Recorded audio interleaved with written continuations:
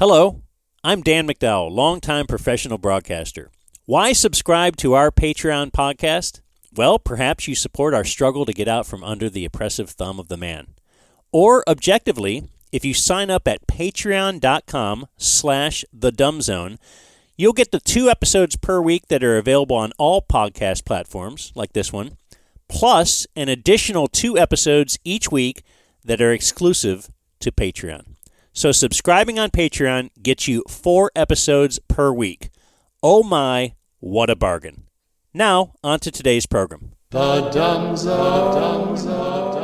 I love working for Uncle Sam. I love working for Uncle Sam.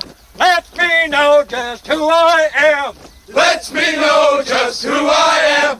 1, 2, 3, 4, United States Marine Corps. 1, 2, 3, 4, United States Marine Corps. 1, 2, 3, 4, I love the Marine Corps. 1, 2, 3, 4, I love the Marine Corps. My Corps. My Corps. Your Corps. Your Corps. Our Corps. Our Corps. Marine Corps. Marine Corps. I don't know, but I've been told. I don't know, but I've been told. Eskimo is mighty cold. Eskimo is mighty cold.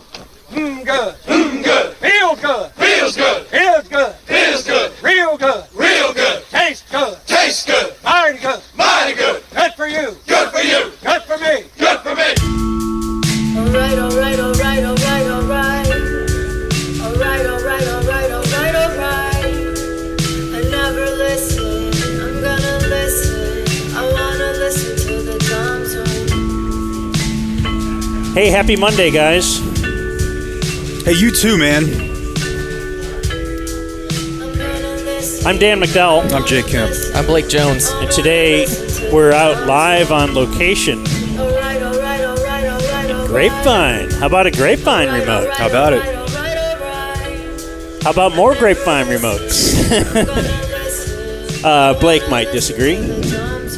I mean, it's either driving to your house or over here. It's not a big Yeah, deal. this is a little closer, right? Yeah. Got to go up and see historic Main Street, I drove past the 9/11 Memorial. the Christmas capital of the world. That's right, we are very close to the 9/11 Memorial. Main Street's cool. It's especially cool if you have kids.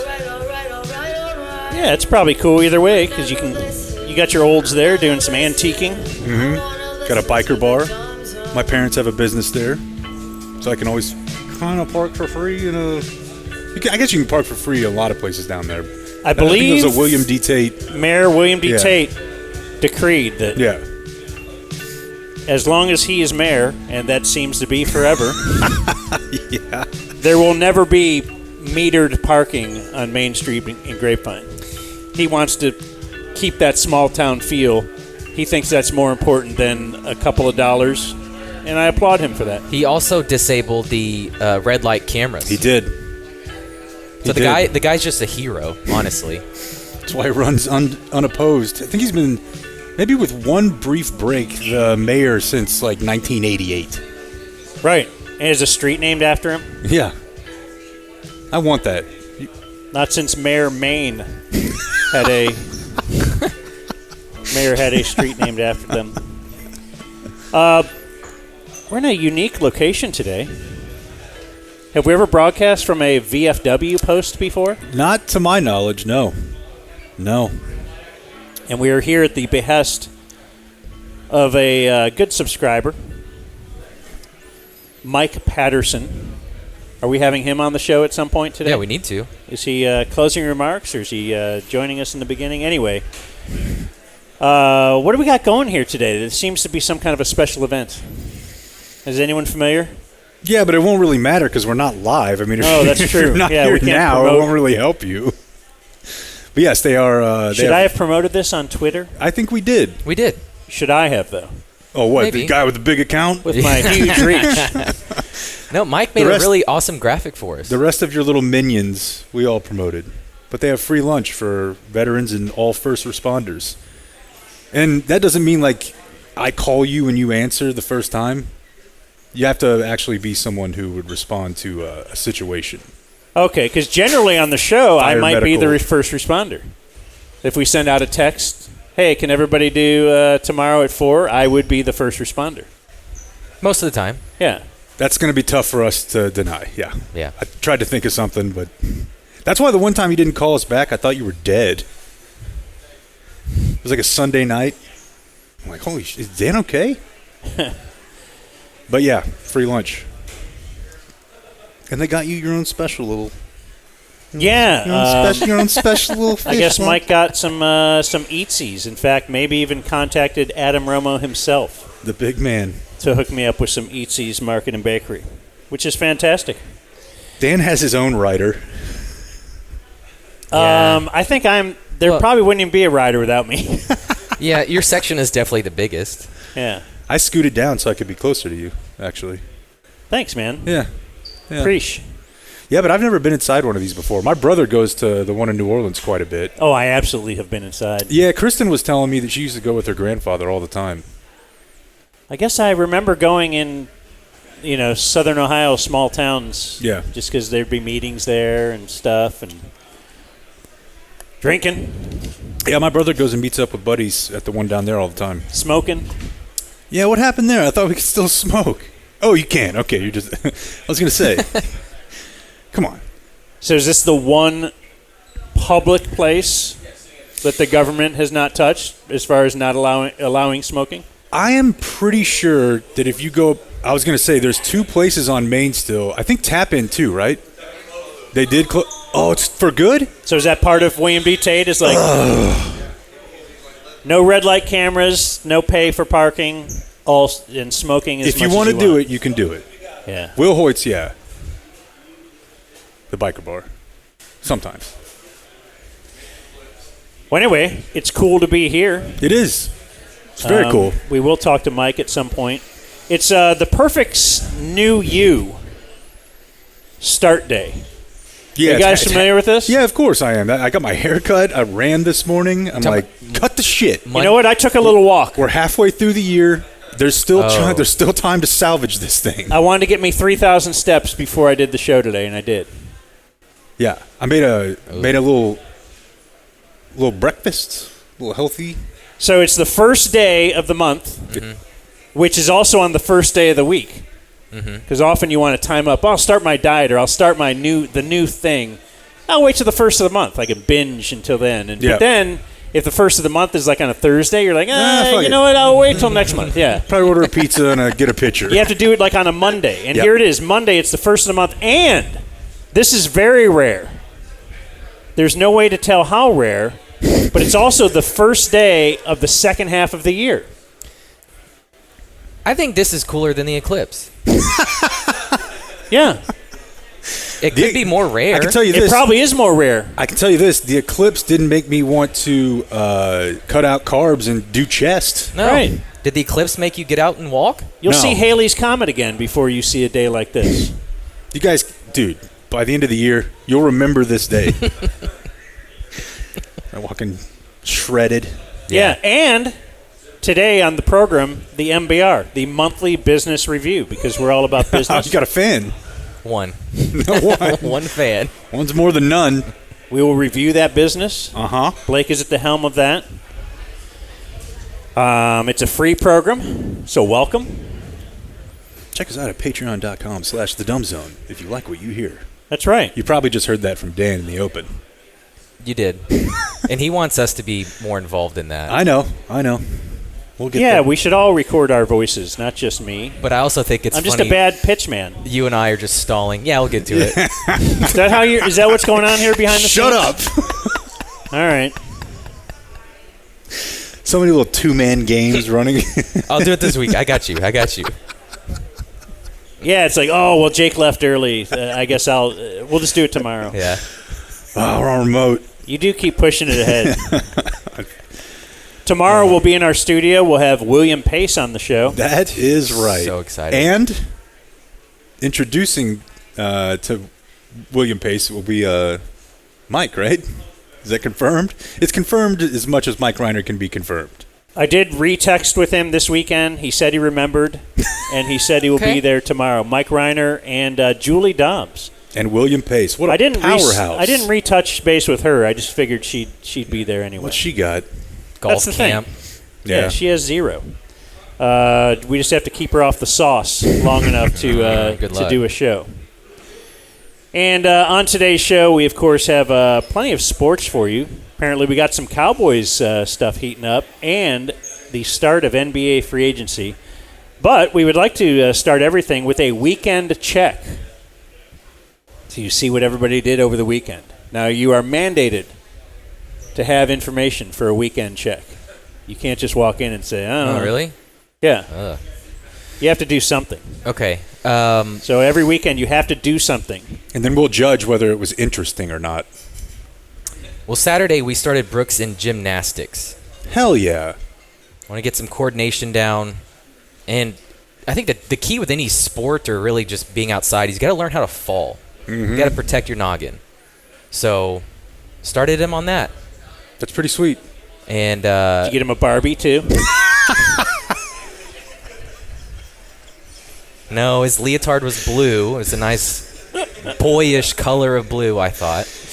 Did you guys watch like Queer Eye for the Straight Guy afterward? Start him on the hormones or estrogen or whatever the. Greg Abbott's never gonna let him compete if you keep this up. No, but it was cool watching him follow directions from someone else. They do They do that well. What is he right now? 2.5. 2.5. Yeah, that's about when we started doing something where someone else could tell him what to do. Yeah. It's a lot of can you do two things at one time? Can you jump while waving your arms? But the big thing I noticed, and Jake, I think you'll back me up on this. I noticed he has a 7-minute attention span. If I get to 7, I'm thanking the gods old and new. Because of Bluey. Oh, okay. Yeah. That show is 7 minutes long? Yeah. Wow. And so he can follow directions and do pretty well, 6.5 minutes, and then that makes sense. He wanders. And I think it's just this generation of, a quick YouTube video or whatever this is, or the Bluey. Like, they can focus for about 5 minutes at a time. Yeah, we tried watching a new, it's not Pixar, but a new, kid movie on Friday night, and I would say she goes like 7 minutes in a movie, 20 minutes just kind of dicking around. Yeah. 7 minutes if we get her back if something interesting happens, but it's never a sustained, I'm into the whole movie. No, they never. The class is about 30 minutes with 15 or 20 of free play, and by the end of the 30 minutes, he's done. Yeah. So it's just can't really focus. That's cool though. And then we went to a birthday party, and I'm here to report back that Capri Sun is not what it used to be. You mean when they started putting booze in it? What? They have like booze Capri Sun things now. Why? I don't know if they make them, but they come in a pouch that looks exactly like Capri Sun. It gives you the straw so you get the nostalgia feel, but it's like a spiked seltzer. Wow. Huh. Yeah. Interesting. No, I just had the normal kids Capri Sun, and it did not taste very good. Do you think it tastes exactly the same, but you're now you? Well, that's I don't know. No, it tastes everything like, sucks more now. It tastes like fake sugar. Yeah. Well, you think they were using like real cane before? Well, they were using something better than they are now. It's Capri Sun. It used to be good. I don't know. I have noticed that the kids are drinking the Capri Sun though. And then had a squared away Sunday. Laundry done, car washed, car filled up, house cleaned. That's good to do right before the first of the month. Yeah, especially when the first of the month. It's a Monday. I shaved my neck, showered. Did you go? You didn't go. That's a once a month thing now. You didn't go in, did you? The haircut? Yeah. No. Okay. We need to talk later. I did not. I shaved my my own head. I don't want to give away too many details, but we may find ourselves in a very similar situation. Oh, okay.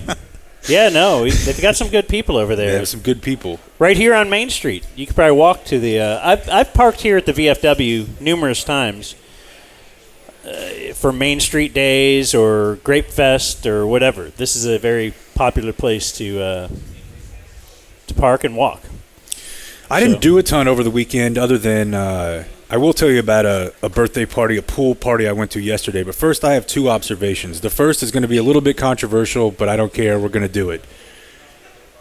I was dropping my kids off at my parents' house, and the people next to them were having their lawn mowed.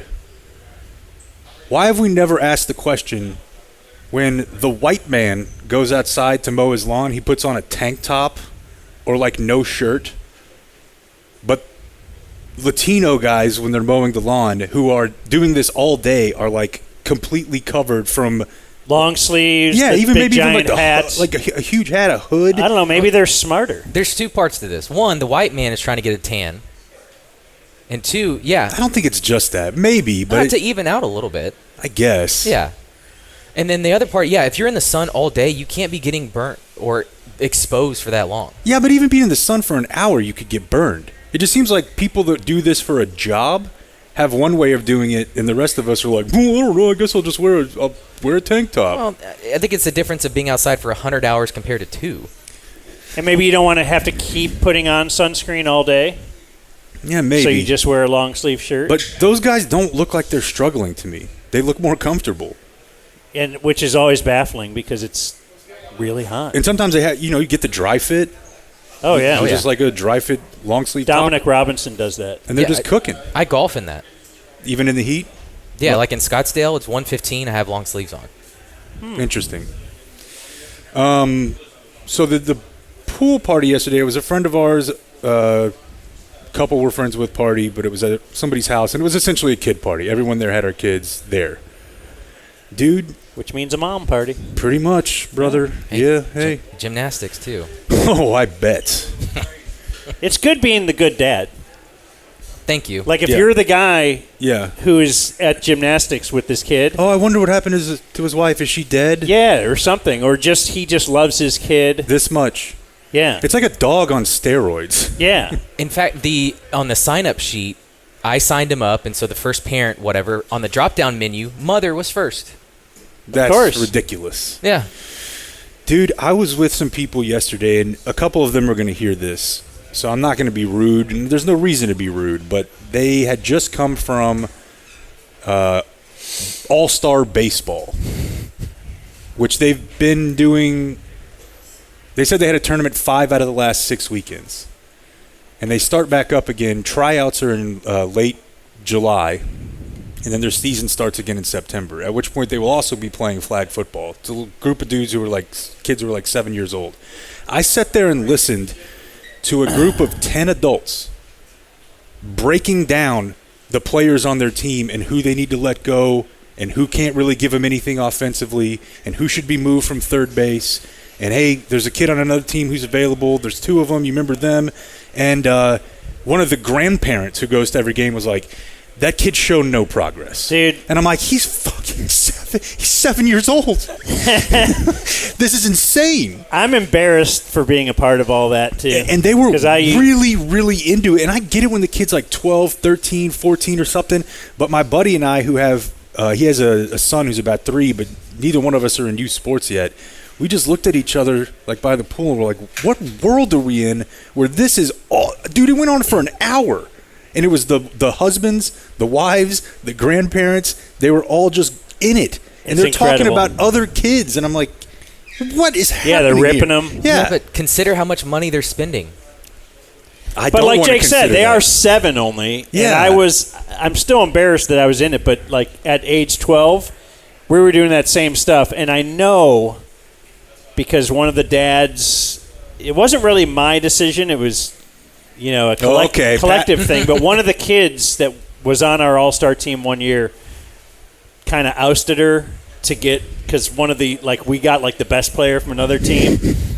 That's the discussion that was being had yesterday. Yeah, but the girl was friends with the group, and then she wasn't on the team, and it wasn't communicated to her. She found out some other way, and but and then after learning that, I was like, I'm not cut out for any of this. I don't, because then the dad, I don't know. I wasn't a good friend of the guy, but I from what I heard, that guy stopped inviting people to his get-togethers. That is the job of a coach at a school. Right. You know what I mean?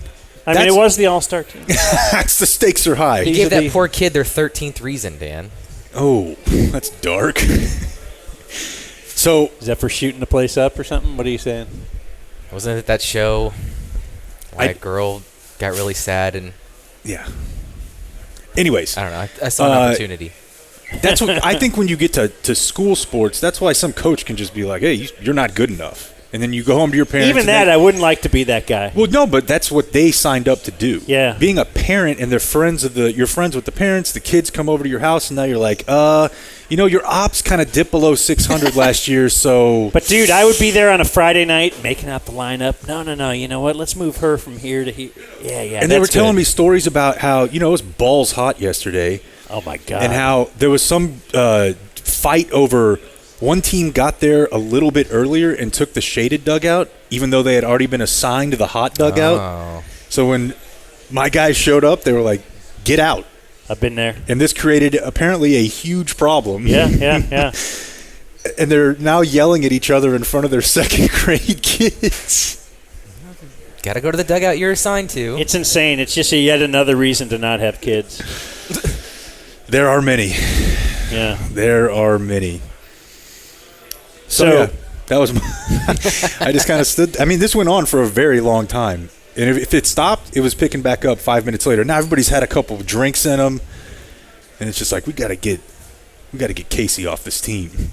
I got a couple just quick hit notes. So we went on a dog walk. I think it was Friday evening.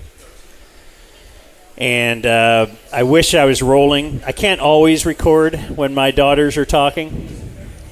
But on this particular time, I don't know why. It had something to do with something I had to do. And we were talking music lyrics and something. And then my daughter, you know how they are. She was like, what do you think he's doing? Getting ready for ticket stock? Like she said that to my wife. And she goes, nowadays, he's getting ready for laughing stock. Like making fun of what we do. That's a great line. She's like, now that I don't have a real job, like not that I was respected previously. But when we worked at the ticket, there was some air of like, oh. Their teachers knew who, like when they found out, your dad oh my gosh, yeah, like. My husband listens, yeah. Right, now it's just embarrassment left and right. I don't know what we're going to do. But I thought that was a good line. That is a great line. I wish I would have come up with it. Last night in the shower, I had like 12 great ideas for the show. That's where I have all my great ideas. And I forgot 11 of them.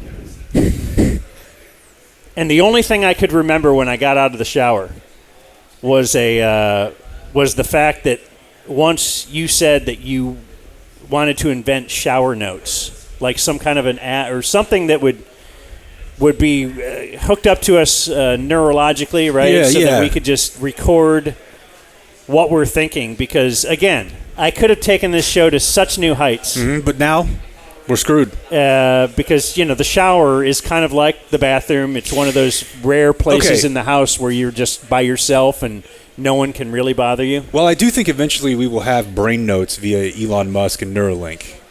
For starters, there's got to be some sort of tablet with a stylus that's waterproof. Well, I once did get, I don't know if somebody sent it to me or I actually ordered it on Amazon. There is like a waterproof writing pad, and it just kind of laid in the shower forever. Like once I got it, I never had another idea. Yeah. I never had an idea. It was just laying there. Yeah. And so, yeah. So I don't know what to do about that. But then my last thing is I spent the bulk of my weekend. I got a new Mac, as I told you guys, and opened that up. It's a new Mac. It's black, just like yours. Oh, that's cute. A little team. There were a lot of seams. It was not seamless? It was not seamless. My weekend of Mac issues, and part of it is because I'm me. I did the Time Machine backup on an external hard drive, but then I talked to Brevik for a moment, and he said, apparently now there's a way just to go computer to computer. Yeah, that's what I did. And so Brevik said, I said, which way is better? He goes, well, it might be a little faster if you go computer to computer, and blah, blah, blah. And I thought, a little faster? I want that. And so I set that up like at noon on Saturday, and I walked away, went to do my things, went to the gym. Hell yeah. Got a little pump on. It might look like I got a lot. You were but I getting an didn't. early start. What's that? You were getting an early start on 7-1 Monday. Oh, yeah. Wet the beak a little bit. It never stops. So I got back and getting dinner ready and everything, and it was like 6 o'clock, and I noticed it still had 9 hours left. Yeah. Whoa. I remember mine taking a full day. And so but I had stuff to do. So I had to cancel it. Oh. And start over with the external hard drive. But I also then hit the wrong button, so I ended up with like a third of my stuff on this computer. And so then I had to I called Brevik, but he wasn't there, so he's our Apple guy. So then I just went online to search and it said like erase the whole computer. So then I did that, but then I erased all the programs that had already come on the computer. Dang. And I had to read that. So I'm spending like 4 hours with this on Sunday, because Saturday I was just lost. And then, anyway, there were a lot of seams. Doesn't it hurt to see your hero get old? It really does, yeah. It's not like I would have been killing this 10 years ago. He's got broccoli But here. you He were goes always to warm glass of milk at 8:30. you could always handle technology pretty well. It's going to happen to all of us. Compared to everyone else in my house, I can. Or most rooms I'm in, I'm the Apple Store guy. But now, anyway, it was a big problem. I do stuff like that with my daughter. I'll like turn off her iPad and tell her it's broken. It's not an iPad. It's like a little learning tablet. Right. I'll be like, what is wrong with this thing? I just turned it off. Yeah. And then I'll mess with it for a few minutes, and then I turn it back on, and I'm like, fixed it. And she's like, oh wow. my God. I'm like, yeah, your dad's good at this stuff. That's a great bit. Yeah. I wish I had done that. It works. Works quite well. Yeah, but I think we're up and flying. I actually, just in case we weren't, You didn't bring the other Mac, did you? I brought a backup Mac. Oh my gosh. So I got my other Mac He is. right here, just in case if it didn't work and I got the audio right. Yeah. Who's going to play the open? Failure, That's my failure value. to prepare is preparing to fail. My Blake. value to the show. I'm the one with the open, and I won't let anyone else have it. I've noticed. And but then now it's got all the little things like just. It's like it wasn't reading my email password, and I had to reset that, and just. I just want to be clear there's a that little thing here I want and to be there. clear that this is like Dan's big problem while we're here at the Veterans of Foreign Wars. Well, they did what they do, so I can do this and complain about They're it. like, oh, my email, Am I right? my program doesn't work. Oh, this is going to take 9 hours. I don't have 9 hours.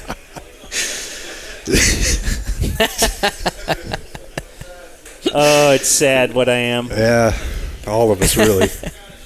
But at least I know a guy whose brother is a veteran of a foreign war. That's right. At least you've, by third order, have me. Yeah. So there's the weekend check. Elsewhere on the weekend, there was sports. If that's what we're ready to get into. Sure. The wonderful world of sports. Radio Sports Scoreboard. Okay, so this started making noise on social media on Friday. Malik Hooker, Cowboys safety, went on Keyshawn Johnson's podcast, which apparently exists. And there was a clip that went viral where they were talking about Micah's podcast. And this is something that I've thought was weird for a while, but I guess as I get old, I'm just thinking, I guess this is just the way it is now. Draymond Green has a podcast. Mm-hmm. I mean, there's tons of athletes now that they're going to get their message out there on their own, their way. It seems really weird to me, especially to do during the season. And Micah kind of took it to a new level because he would do a breakdown of the NFL every week. He would talk about the Cowboys game. He's not shy to give extremely hot opinions about the NFL. It's not like he's doing an interview show. And it's not like it's Jason and Travis Kelce, who are legitimately funny as brothers together. Micah's basically doing First Take. It's really weird, but I like it. Well, I'm not sure if Malik Hooker does, because eventually at some point the Cowboys players were going to be asked about this, and to Keyshawn's credit, he did ask. So I'll play this from my computer, I hope, Blake. But before I try to hit play, I'm going to make sure that we're set up, and we are. So you're a veteran now, whatnot. How you feel? And be honest with me, though. And I ain't trying to get you in trouble. I really don't care, but I got to ask you this question. How you feel about Micah having a podcast during the season. How you feel about that? Do you think right there we're yeah. Yeah, if you thought it was great, you'd say great. Yeah, it's it's fine. cool. Or I don't care. Doesn't affect Whatever. us at all. Yeah.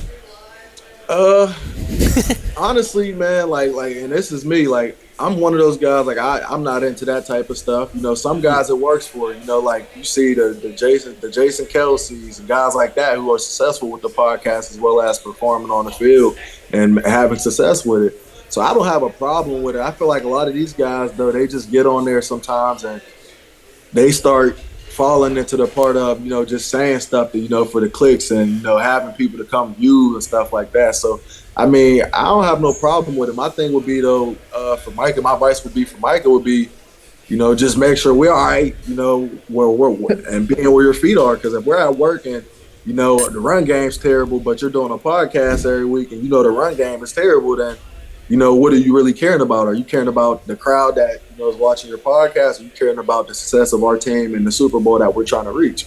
So there's more, but I think you kind of get the point. There's So a he's lot not more, that actually. much older than Micah. I was trying to think of that. He's 27. Yeah, What's Micah? probably 25. He was pretty young, so let's look. 25. Just turned 25. Okay, so they're not that far apart. Because I was thinking that could be part of the disconnect. But so basically what he's saying, it's Romo and Cabo. Mm-hmm. It's appearances. I don't think he thinks it really affects the run-stopping game. I think that's what he's alluding to, right, Yeah. if you're defense. Yeah. But it does sound like it's like, yeah, hey, do you need to be doing it now? Like, you are Micah Parsons. You're one of the top handful of defenders in the league. You know, one of the best. Could you make the case that's why it's okay? Because, you know, if, like, whoever, I mean, obviously quarterbacks can't do it. if Overshone had a podcast, you'd be like, oh, okay, it's just some spare in the back end of the roster, although he may play a lot this year. But you know what? I mean, Micah is performing. But I also would prefer him not do this. I'll play you a little bit more.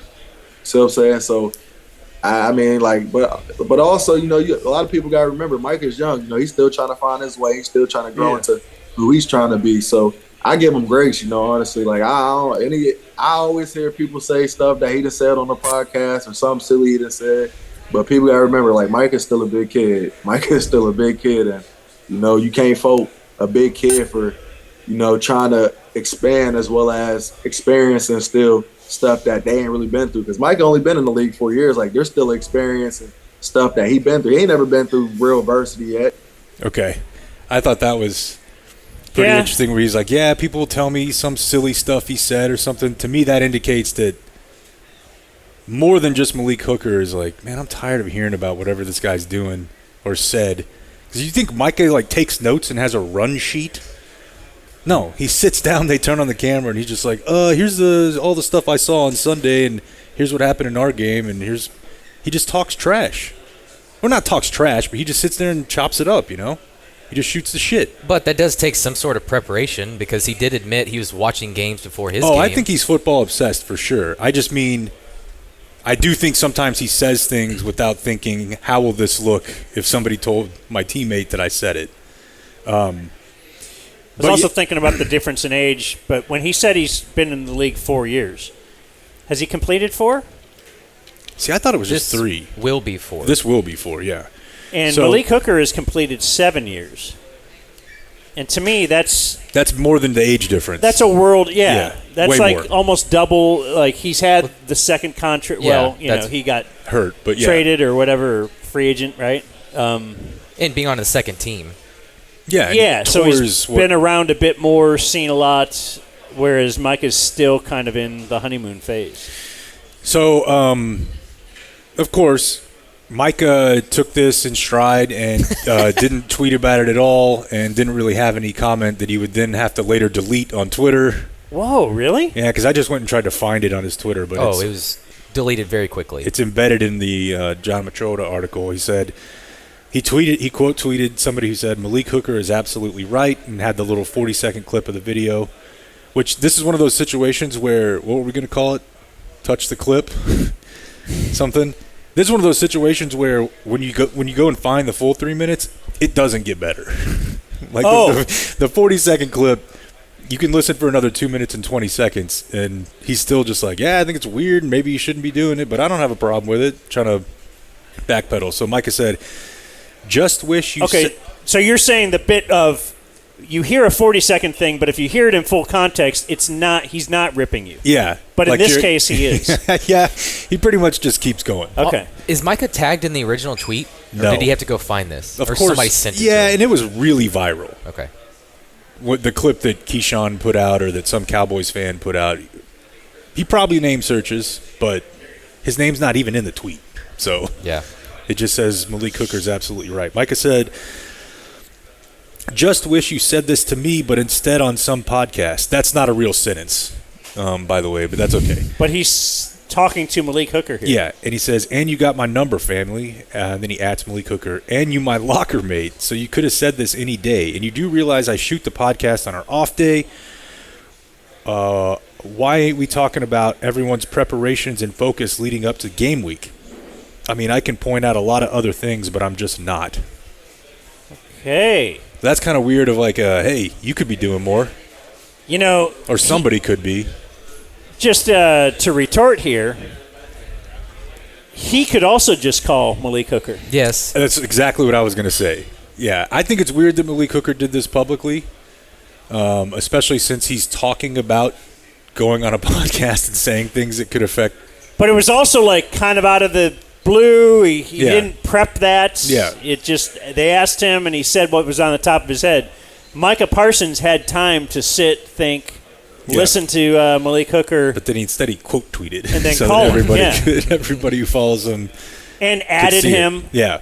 Yeah. And so, yes, I mean, that's again reading the room being the internet, and knowing what is this going to do if I do this?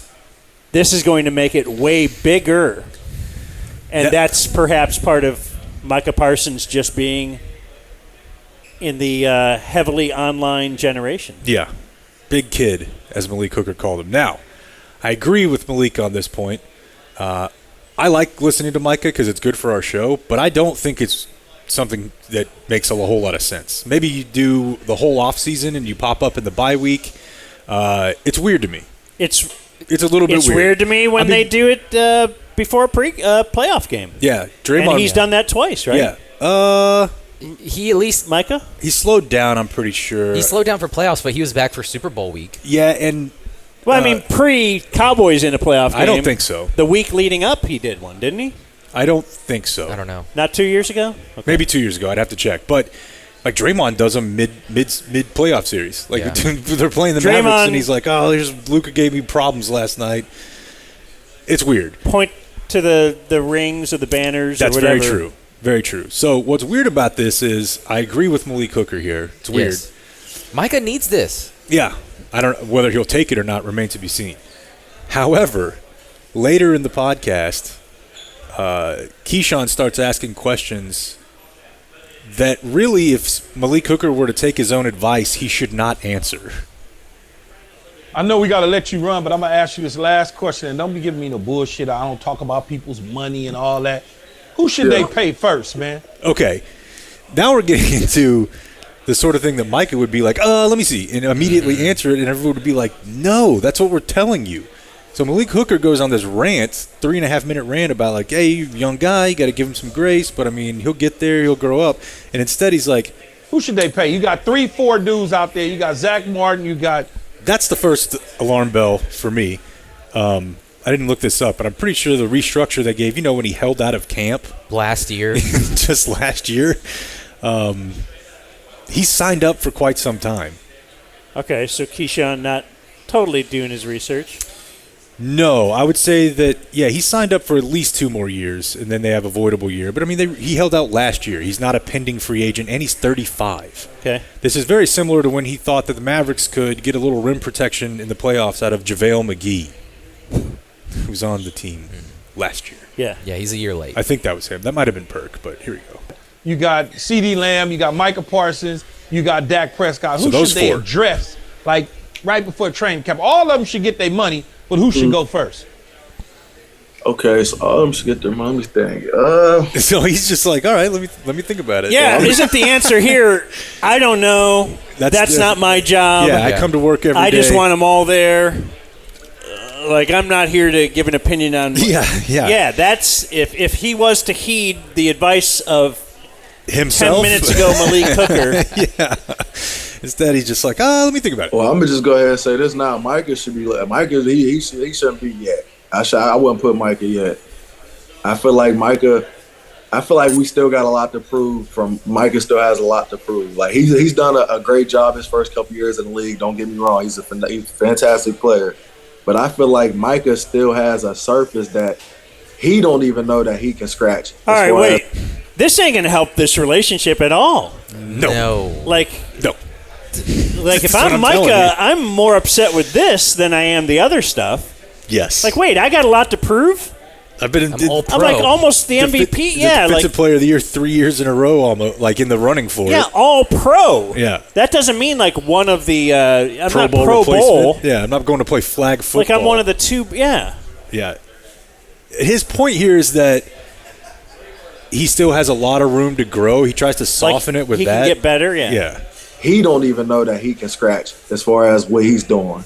So I would say Micah. I would say Micah's last. Just for that reason. I'll probably say Zach Martin would be after Micah. So it's one thing, and I guess it's not his job to know, but does he not remember that Keyshawn might not know. Yeah.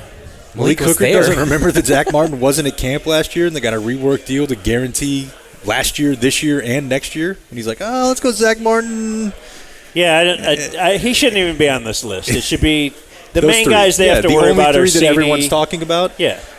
But I was thinking, like, would it have been weird for him to correct Keyshawn in that moment? No, this is what you want. You want him unaware of what players' contracts are, right? Yeah, no, I do, but as opposed to Micah? Yes. Yeah. After Micah, for the simple fact of, like, Zach, he's done what he's done in the league, and, he is who he is. Like, he's going to be there. I would probably say CD first. Let me just go there. I'll probably say CD. It's like the college football playoff reveal where they do. No, that's Out of order.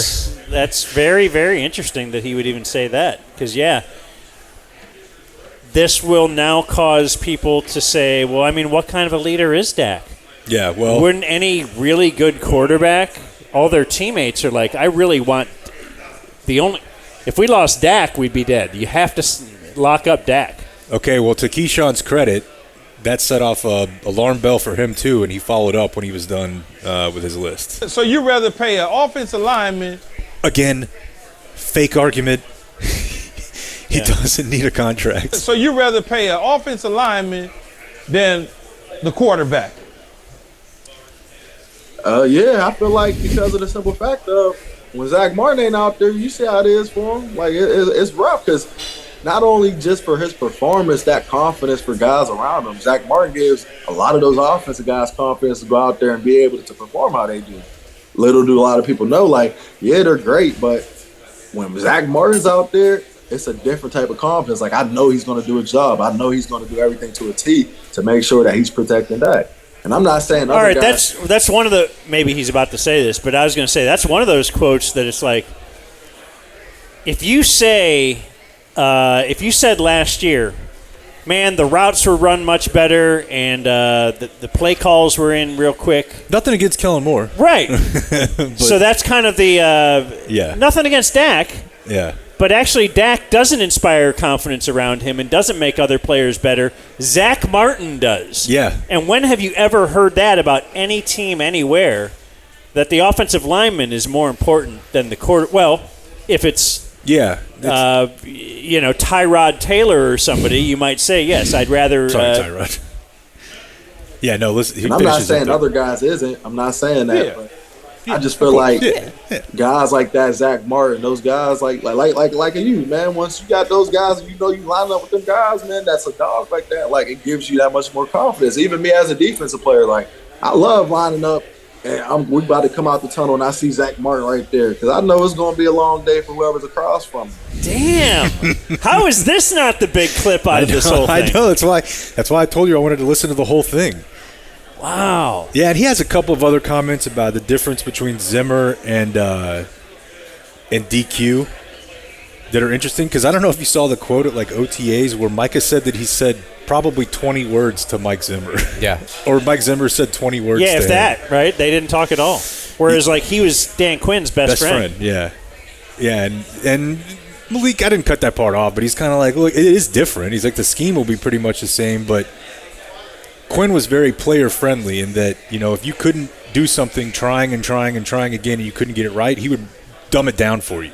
Like, he would bring it to your level, where Zimmer's like, get off the field. Yeah. You would call that old school. Yeah, very so different. But, yeah, man, the whole thing's action-packed. Wow. Yeah. Plus, I thought originally he was going last to first. Yeah. And I thought he would correct Keyshawn when he says, "Oh, I didn't say Zach Martin's more important than Dak." No, he's like, hell yeah. But in fact, he did. Double down. So his list is CeeDee Lamb, Zach Martin, who doesn't need a contract, Dak, Micah. Dang, man. So now you got Micah mad at you because he's ranked fourth. Yeah. You got Dak mad at you. You got the national media. Again, I can't believe this isn't the viral thing, but this will be picked up. Oh, and dude, this is going to be, like I said, no matter if they think they squash it before camp or not, this is going to be all over camp. And by the way, CD won't be there. So the guy who he ranked as... You think he's holding out? Oh, yeah. Like he hasn't been at the OTAs or anything? No. Oh. No. And I think what helps him is Jefferson got his deal. Yeah.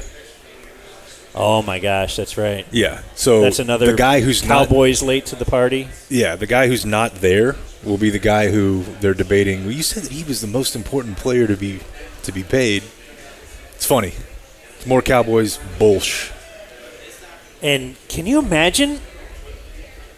Are they going to go through this season without Dak having a contract? Yeah. Is he going to be $40 million on the cap?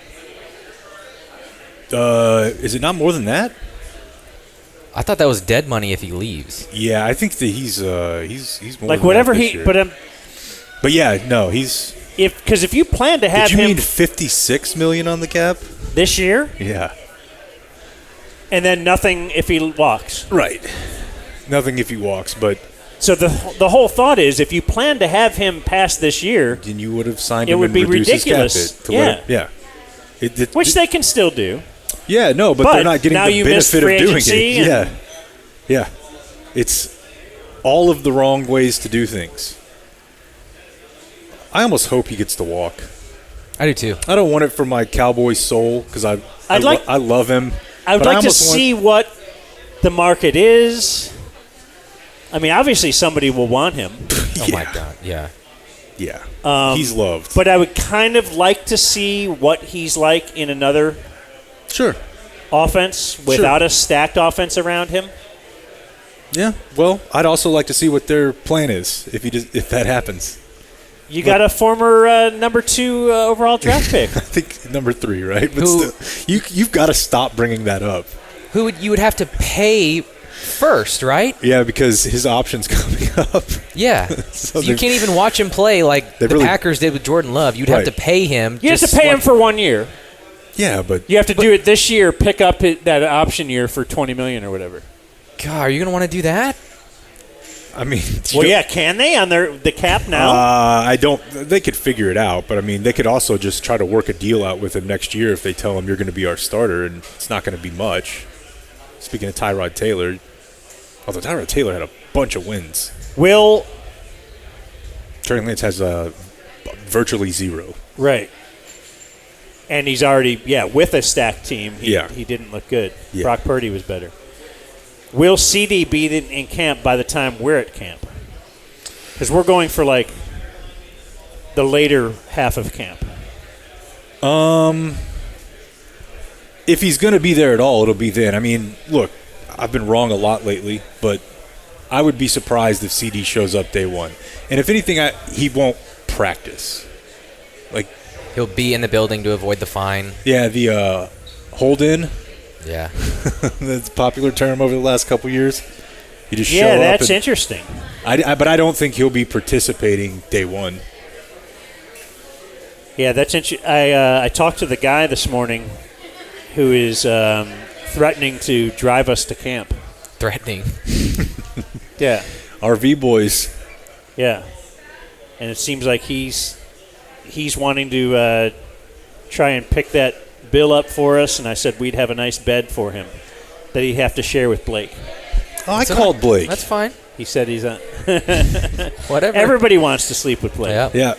But We'll be there. I did tell him if we get that call from somebody who says they got a PJ, we'll kind of back out of this. Yeah. deal. But otherwise, it looks like we're driving to training camp.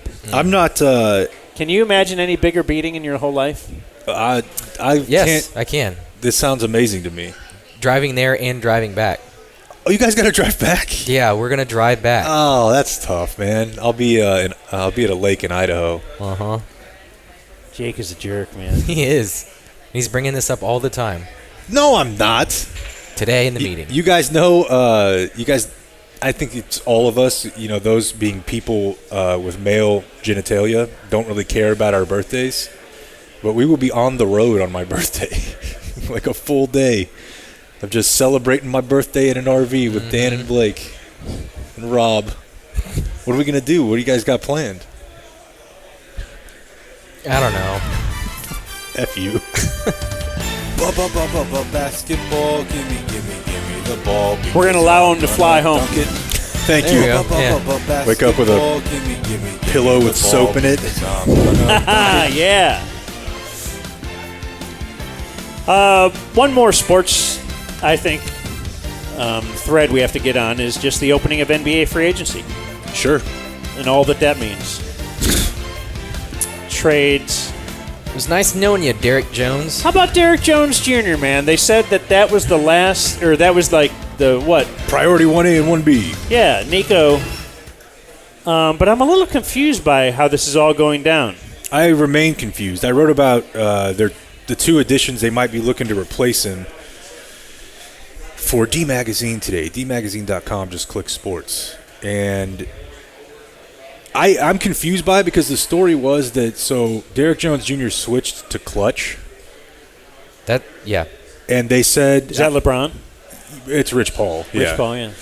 And I didn't know about this rule.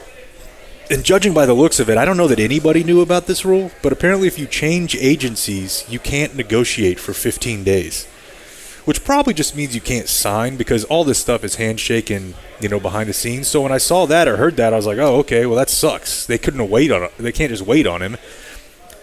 And then he signed with the Clippers like 3 hours after the Mavericks were apparently out. So I don't know. I'm going to try to find out from people smarter than me, perhaps for tomorrow's show, but it doesn't make any sense to me. But if the Mavericks thought there was any chance that they weren't going to get him, and while they waited to find out other good players went off the board, then I commend them for being like, we got to go now. We got to go now. Because so many times in years past, they've been bit. Oh, the Cuban way was just... We're clearing cap room because we're going to go get... fill in the blank of 2010 decade stars. Yeah. They did it so often. And then that guy doesn't want to... for Giannis one year. Oh, go down the list. Dwight Howard. That cost them something more, didn't it? That's the reason Brunson didn't get the 2-year deal, or no, they didn't get Giannis. They didn't take Giannis because they wanted to move back so that they would have money to sign Dwight Howard. Oh, okay. So that bit them there. Okay. So Dwight Howard, Hassan Whiteside, Darren Williams. There's been a ton of them. Yeah, Giannis, there was like a Heat center at one point. Hassan Whiteside. Yeah. No, someone else. Oh, DeAndre Jordan is one, but not. I'm thinking of a different Heat center. Was it morning? I don't recall. That's a little bit before I'm locked in on it. But anyway, this time they didn't do that. This time they said, well, if we think we might be wavering a little bit here, and maybe he just wants to go to L.A., or maybe he wants a different role there. I mean, he started a ton of games, so I don't know what that would be about. What did he get signed for? 3 for 30? So it's that fits under... Yeah, the mid-level exception. It's less than, but not too much less than. But I mean, they got Naji Marshall for this same deal, 3 for 27. Yeah, so they definitely could have done it. You like Naji Marshall? I do now. I can't tell you I knew a whole lot about the guy. I mean, I knew who he was, but I'm not locked in on the Pelicans. But after spending a couple hours on him this morning, there's a lot to like. The only thing I knew about him before this was he tried to choke Jimmy Butler. Awesome video. If you haven't seen it, it's linked in my piece, but go watch it. There's about a 4-minute video where he tries to fight Jimmy Butler, and it turns into a melee. Yeah.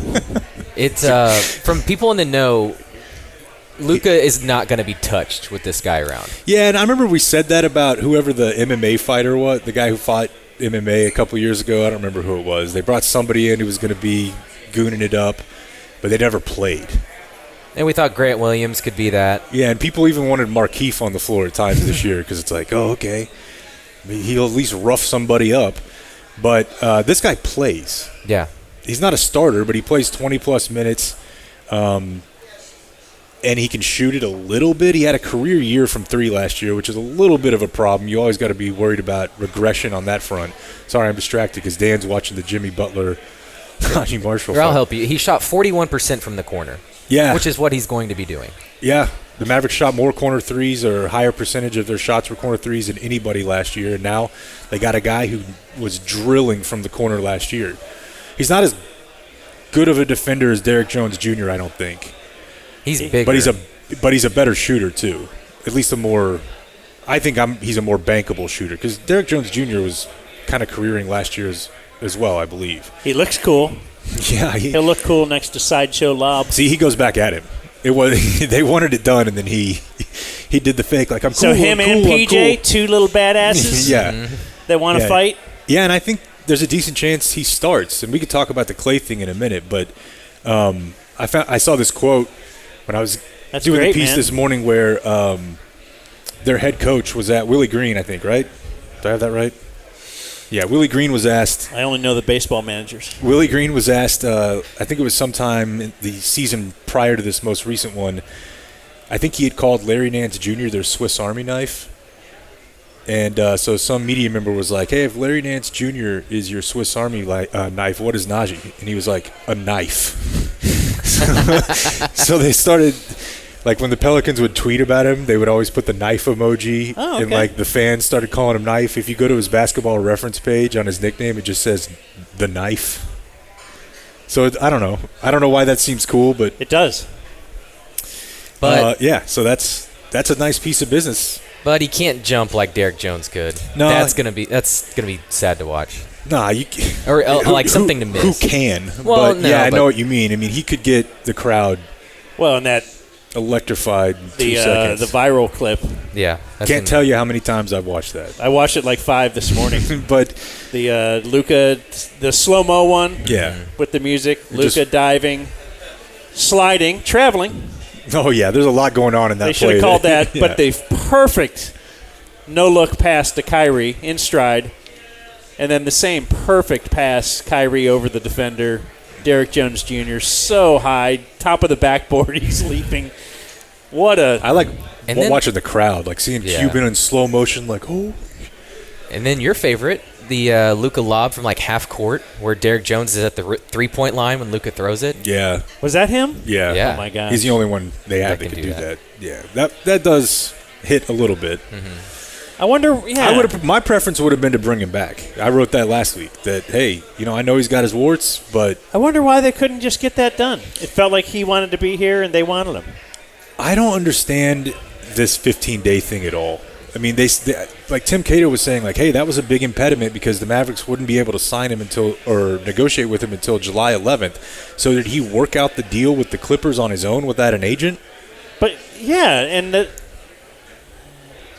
I'm confused by it. I'll try to get some clarity on it, but I have no idea.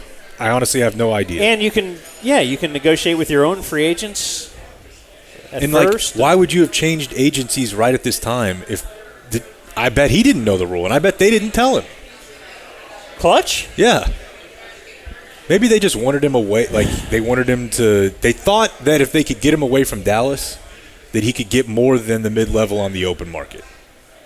And then once Dallas moved on, okay. Yeah, then now they're like, oh, there's not like a $15 million year deal out here for this guy. We're kind of in a take what they'll give us mode now. Yeah, it's too bad. Yeah.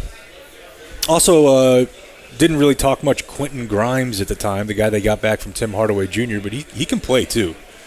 He's a solid shooter, solid defender. I saw you reference your favorite Simpsons episode ever. Yeah. Old Grimy. So, I don't know. I mean, they got two guys here who they fit the mold. It's clear that they're like, all right, we've got Luka and Kyrie, but everyone else pretty much, outside of like what, maybe Jaden Hardy, has to be able to defend, run, and shoot it a little bit. Helps if you can put it on the floor. Yeah, I love what they've done in the past couple years. It's kind of incredible. Yeah. They have a whole new identity, and then Luka and Kyrie get to go do their thing. And both these two new guys kind of fit that. The only thing about the Derrick Jones Jr. thing that bothers me is if this is in any way related to Klay Thompson. What do you mean?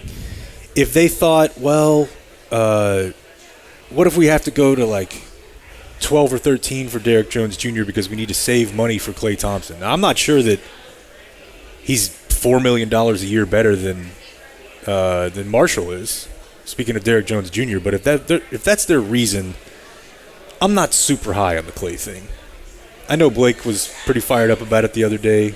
No, I was anti. Oh, I thought you were saying like, oh, what if we had all three of those guys out there? No. I just don't get how it's going to work. Is he coming off the bench? Because if you want to talk about identity, Klay Thompson at one point was an all-world defender. He's 35. He wants a 3-year deal. By the end of that, he would be 37 or 38 as a two-guard. What's he like as a defender now? Man, I saw a lot last year that was not good. He's old. He's old, and he missed 2 full seasons, and one of them was an Achilles. And they always say that people are better the second year back from an Achilles, so maybe this year will be better. He shot poorly for Klay Thompson last year, but poorly for Klay Thompson is still pretty elite. So the news would say that LeBron called him the second that free agency opened. As if he didn't call him the week before. But right. Or meet him in Malibu or something. I mean, he's an L.A. guy, right? Yeah. His dad played there. So, yeah, it seems all accounts seem to say it's between the Mavs and the Lakers and that the Mavs have the upper hand in the whole thing. That feels like Woj carrying water. Now, Mark Really? Stein wouldn't do that. Mark Stein seems to be going with that, right? Yeah. But I don't know. They could be But getting you fed also the same don't they info. want to do like a sign and trade with him? Mm-hmm. So how does that work? What do the Mavs have to do with that? They have a fairly large trade exception that was created by the Tim Hardaway Jr. trade, and for the Warriors, it's pretty much just like, can I get anything for this? Because he's going to walk, so you'd probably be looking at Maxey, Josh Green. I would hope not Jaden Hardy for a 35-year-old, but Maxey and Josh Green, maybe Powell, and then fill the rest out with – because it depends on how much Thompson's going to make. But those guys are certainly gone if they have to trade. Because Josh Green just got signed to not a big deal, but it's like 12 a year or something. But my point, though, is, like, let's just talk basketball. What's he going to do? Is he just the new Tim Hardaway Jr.? If he's sixth man, I like that. Yeah, and sometimes they can play all three But of them. he's not wanting to leave for six-man money. Well, he's not going to get much more than that. The Lakers can't offer more. The money will be the same between the Lakers and Mavs. It's just a matter of where he wants to play. Because you're going to have to sit somebody. Don't you think at least initially he'll be inspired and want to prove the doubters wrong and prove Golden State they should have paid him and this and that? I hope his Achilles Also wants to prove the doubters wrong. Obliges. So are you happy if they do nothing else? I think they have. I haven't looked at what else is out there, but they still could definitely use like a little more scoring punch. Although both the guys they just signed shoot it pretty well. I mean, somebody who can attack, and maybe that's what Hardy becomes. Could you have had Naji and Derrick Jones Jr.? I don't think that would have been possible. Okay. I don't think. And they both do the same thing. There's some redundancies there for sure. But, we'll see what happens on the Klay thing. To me, it feels like there's something going on where everyone's making it seem like it's Dallas. All the scribes and who are getting agent info for whatever reason. Yeah, that usually does blow up, doesn't it? Yeah. And if it's going to blow up, it's going to blow up. I would say in the Lakers' favor, but I'm kind of like, okay, you're going to sign. The Lakers are going to sign another old guy that you've heard of. Maybe you can coach up Bronny. And then one non-Mavs NBA thing. I would think we should just mention Paul George. That's a pretty big deal. It's a massive deal. So he ends up going. They didn't even do a sign and trade, right? He just left as a free agent, going to Philly. That frickin' what's the GM's name over there? Are you talking about Daryl Morey? Yeah, Daryl Morey. You just keep firing. He will spend other people's money. Keep firing. And yeah, the Clippers, the great experiment was a complete and utter failure. That it was. They had a good base, a good team built. They somehow lured the top free agent on the market. They made a trade because without that trade, they don't get the top free agent on the market. Yep. And that trade has already been one of the worst trades you could ever make, only because you sent away SGA. They didn't know. You didn't send away a pick that became SGA. Him. You actually had the player in your building. And 5 more picks. Yeah. First-round picks. In fact, I think they still haven't paid all that off. They still have some. They're going to be paying for that. Yeah. So another first next year. And another first in 2016 or 2026. Yeah, you're right. And you built the team that finished the 1 seed with one player. And I've heard like Windhorse and others talk about this. The whole new CBA is because of Steve Ballmer. Because he has so much money. If it was just a second apron, you've heard that term a million times. Mm-hmm. It's not just monetary.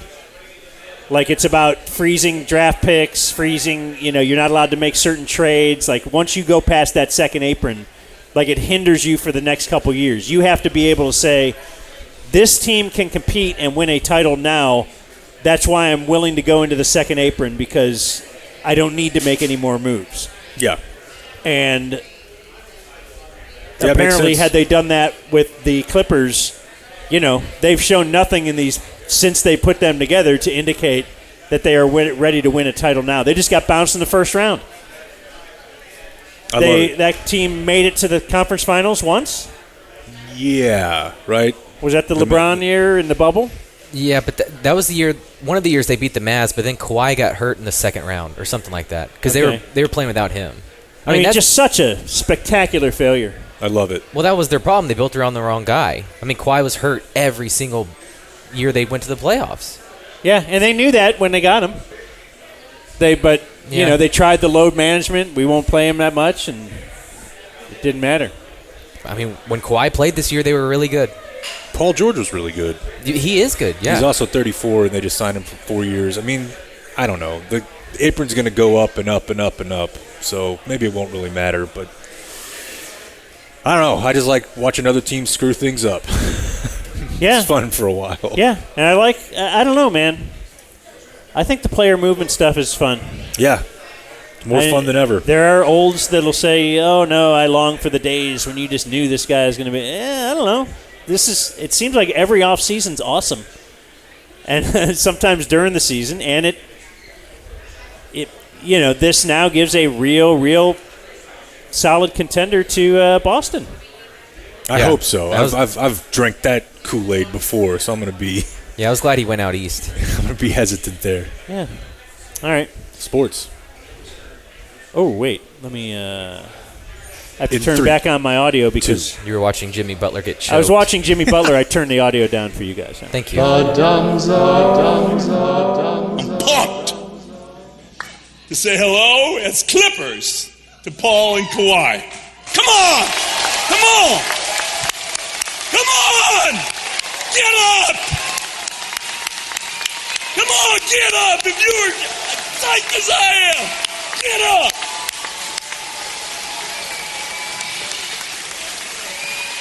Yeah!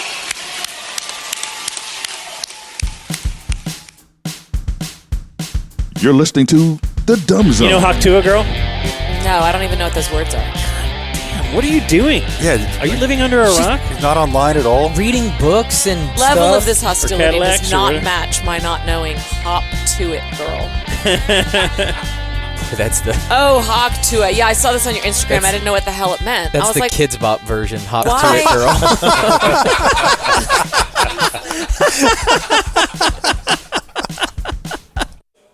No puppet. So here at the VFW, I think you can really tell who's here for us. Yeah, they stick out a little Who bit. is a veteran of a foreign war. Yeah. There's military here, then there's Jameson. And there's a guy in a Hawaiian shirt. This guy over here has no idea If what it's called- like to face the bullets flying in a. But if called upon, But he probably does know the struggles that I went through Yeah. trying to set up a new Mac over the weekend. I mean, it was 7 years old. yep, it's My pretty old much pretty much the same as being at war. So by we the way, want big weekend for Haktua Girl. By the way, yeah. Who was she up? She was Zach- up on stage with someone. Zach Bryan. And then go to Shaq's Twitter page if you have time, and you'll see that Shaq was in Nashville this weekend and said something like, "Look who I ran into," and it's a photo of Shaq and Haktua Girl. That's great, man. Good for her. She's essentially at this point a cultural icon. Yeah. Like, there's going to be kids who didn't even know what O-sex was, and they're going to think that that's just like how it goes based on TikTok memes and recreation. Will she be at one of the conventions? The RNC or the DNC? Presidential convention? You know, she doesn't seem political. No, she didn't. Seems like she could unite us all. Yeah, she's not like the homemaker lady who was just dropping the N-word left and right and then thanked everyone for getting her into conservative media. I don't think that's going to happen. She just wants to get down. Yeah. And who doesn't want that? Hey, we're going to do monthly business review, MBR. It is brought to you today by Frankel & Frankel. They are a big sponsor of ours. So we're not saying go get in an accident so that you can call them. But if you do get in an accident, they are the ones that you call, I guess, immediately, right? Immediately, yes. There's a woman here who told me that when I was running in my neighborhood once, I had my headphones on and wasn't paying attention, and I ran into her husband's car. Now, that's not a situation where I'm going to call Frankel, nor is he. But if that situation had been reversed, like if he ran over if you, he ran over me, I would have immediately called 214-817-333-3333. yeah, especially if you're like in a wreck and you're not running, you're in a car. Yeah. Then you have to try and get insurance money. Insurance companies try to take advantage. They're trying to not give you money. Frankel will fight for your rights. When you call, you'll talk to a partner, either Mark or Scott Frankel or Gene Burkett. You're not going to just talk to their Blake or whatever, you know. You're going to talk to one of the big dogs. Yeah, that's right. So Frankel & Frankel, 214 or 817, all threes. It's pretty sweet how they got that phone number. That means they're legit. Yeah. So for the monthly business review, our old friend Grady sent this last month, which would be June. Like June 2nd, he sent this. Well, pick a lane and bless my star. Mr. Jones's MBR. People listen near and far to Blake Jones's MBR. Monthly business review. Which I thought was great. All right. By the way, going to see Grady this Thursday. Are you really? I think I am too. In Hearst. Are you going to see The Work? No, I'm only there for Grady. Grady Spencer? Yeah. Playing a 4th of July thing. Yeah. So he sent us that right away. Now, last week I got an email from Rob Schindler. You know him from making many of our opens. He's also great. Wednesday. And he said, boy, I hope no one else has sent you something.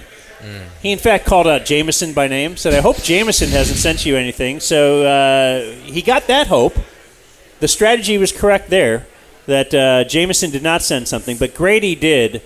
But here is what Rob Schindler sent us.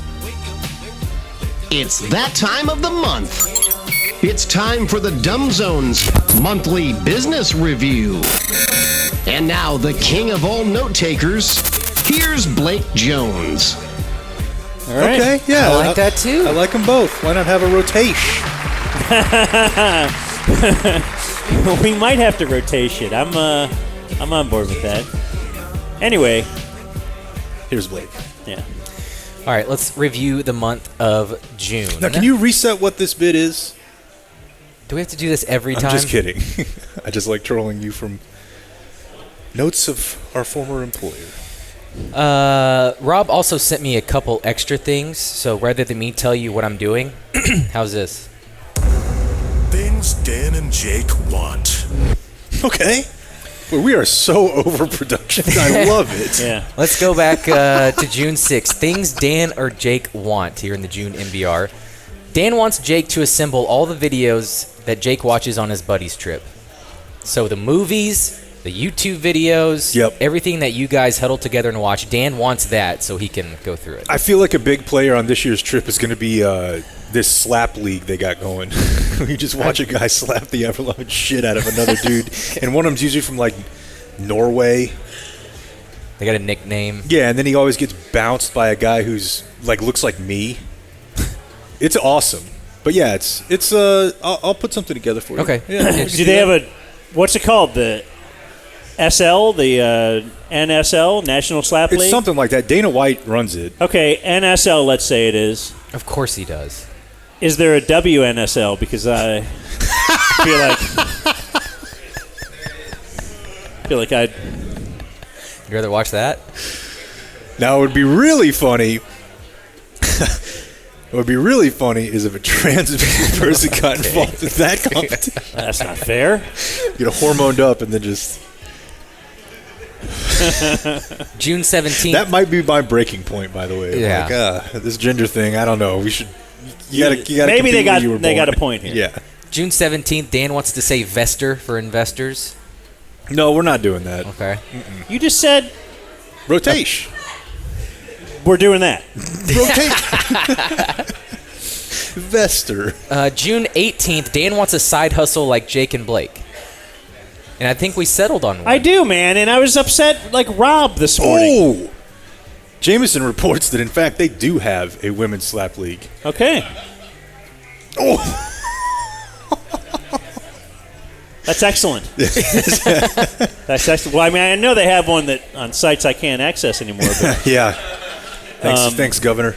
Yeah, you. So I was talking to Rob this morning, Video Man, and he's going to be out of town, and then he's got to go. He's like going to Utah to set up. Like he's got a side gig. Everybody is making more money. We than are his me. side gig. Yeah, we essentially are his side gig. Yeah. So you could sell candles. Or something like the wives do. Well, all I know how to do is talk. I can't do anything else, so I might have to just start a competing podcast. I will sue your pants off. Boy, I wonder who our lawyers would go support. They'd probably support you. You'd probably have Philip would ride with you, but the rest, maybe Matt. But I got Liz and Frank in the pocket. I'd call the Cumulus lawyers. Right? They can all be bought. Lawyers aren't.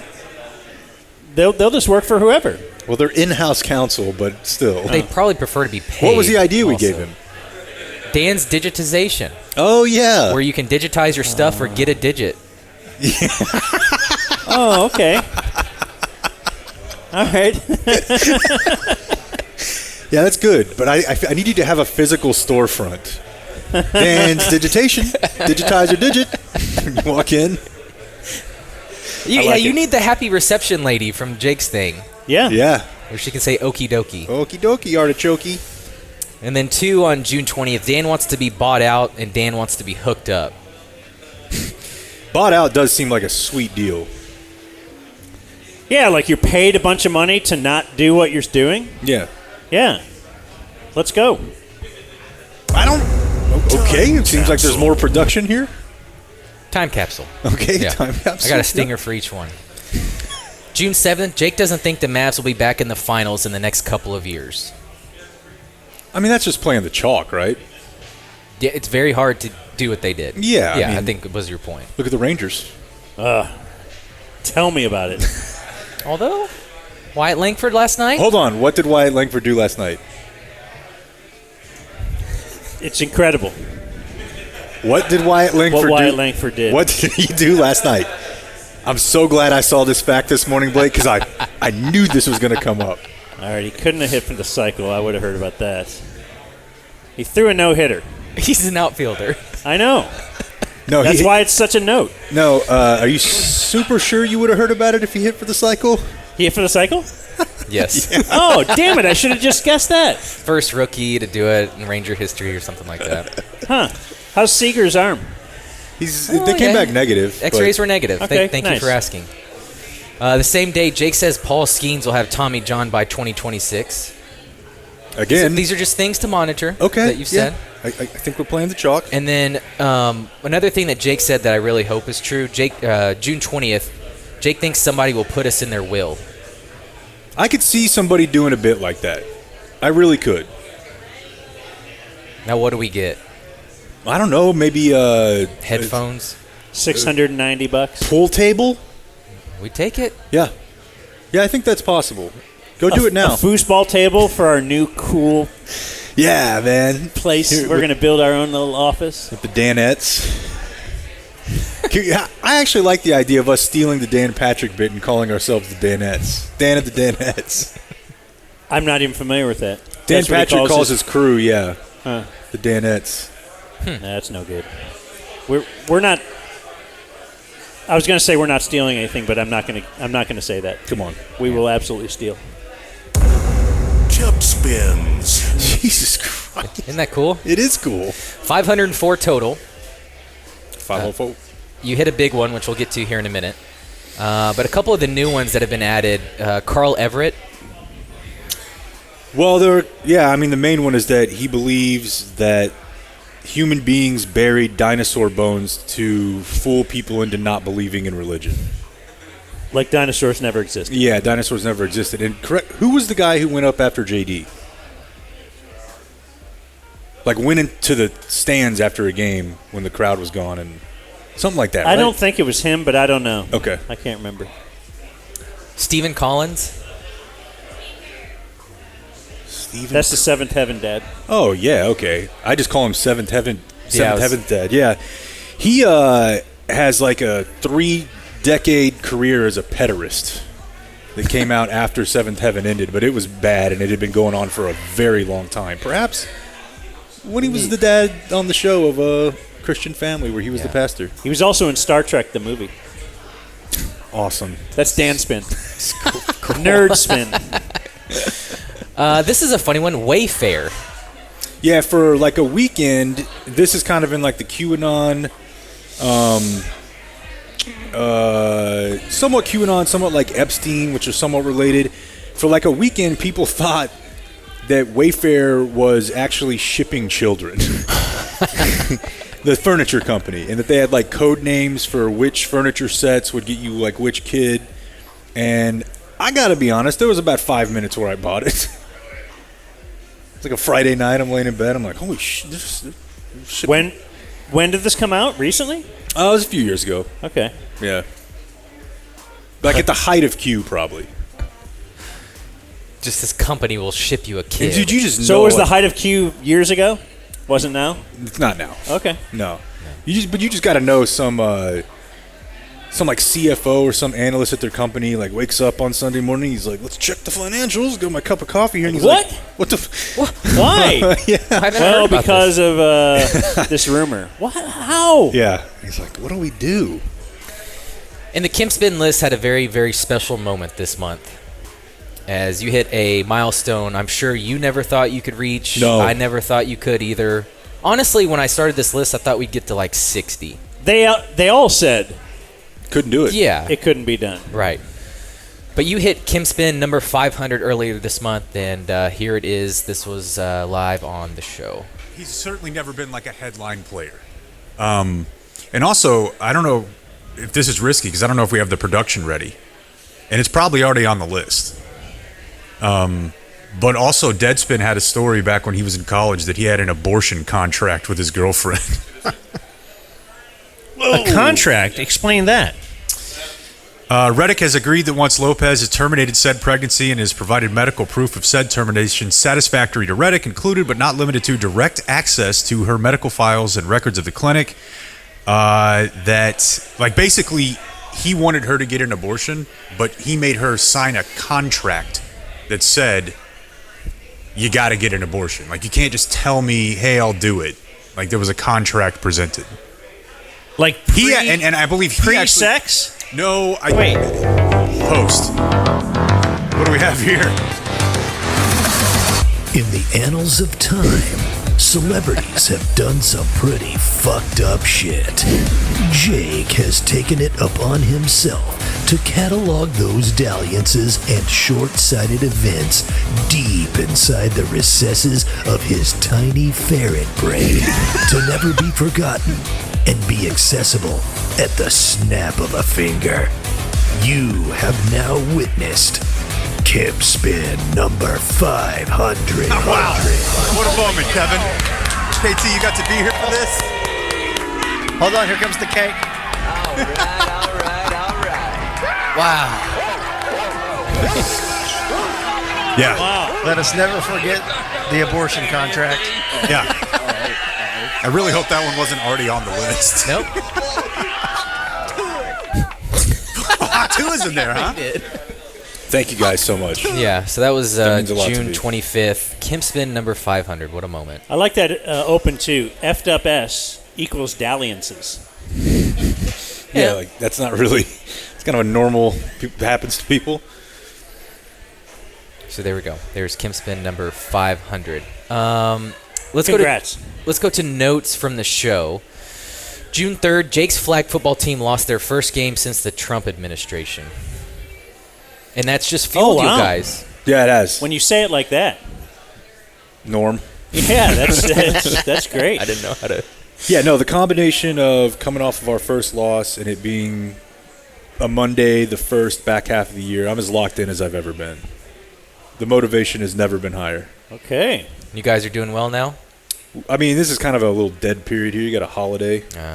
Give you a couple weeks off, but I like the heat, so I like playing in the summer. June 3rd, Jake had a Volkswagen Passat seat warmer that burned his pants. That 100% happened. It 100% happened. And that's why when you throw that thing in the mail that's like, hey, we got a recall, which is bullshit anyways, because when you take your car in for the recall, have you ever done this? Yeah. Like I called once, Ford sent me something, and I'm like, hey, I need it. And this is where they do it everywhere. It has nothing to do with Ford. They're like, well, it's going to take at least 2 days. I'm like, oh, okay. So in this situation, are you provided a rental? And they were like, no.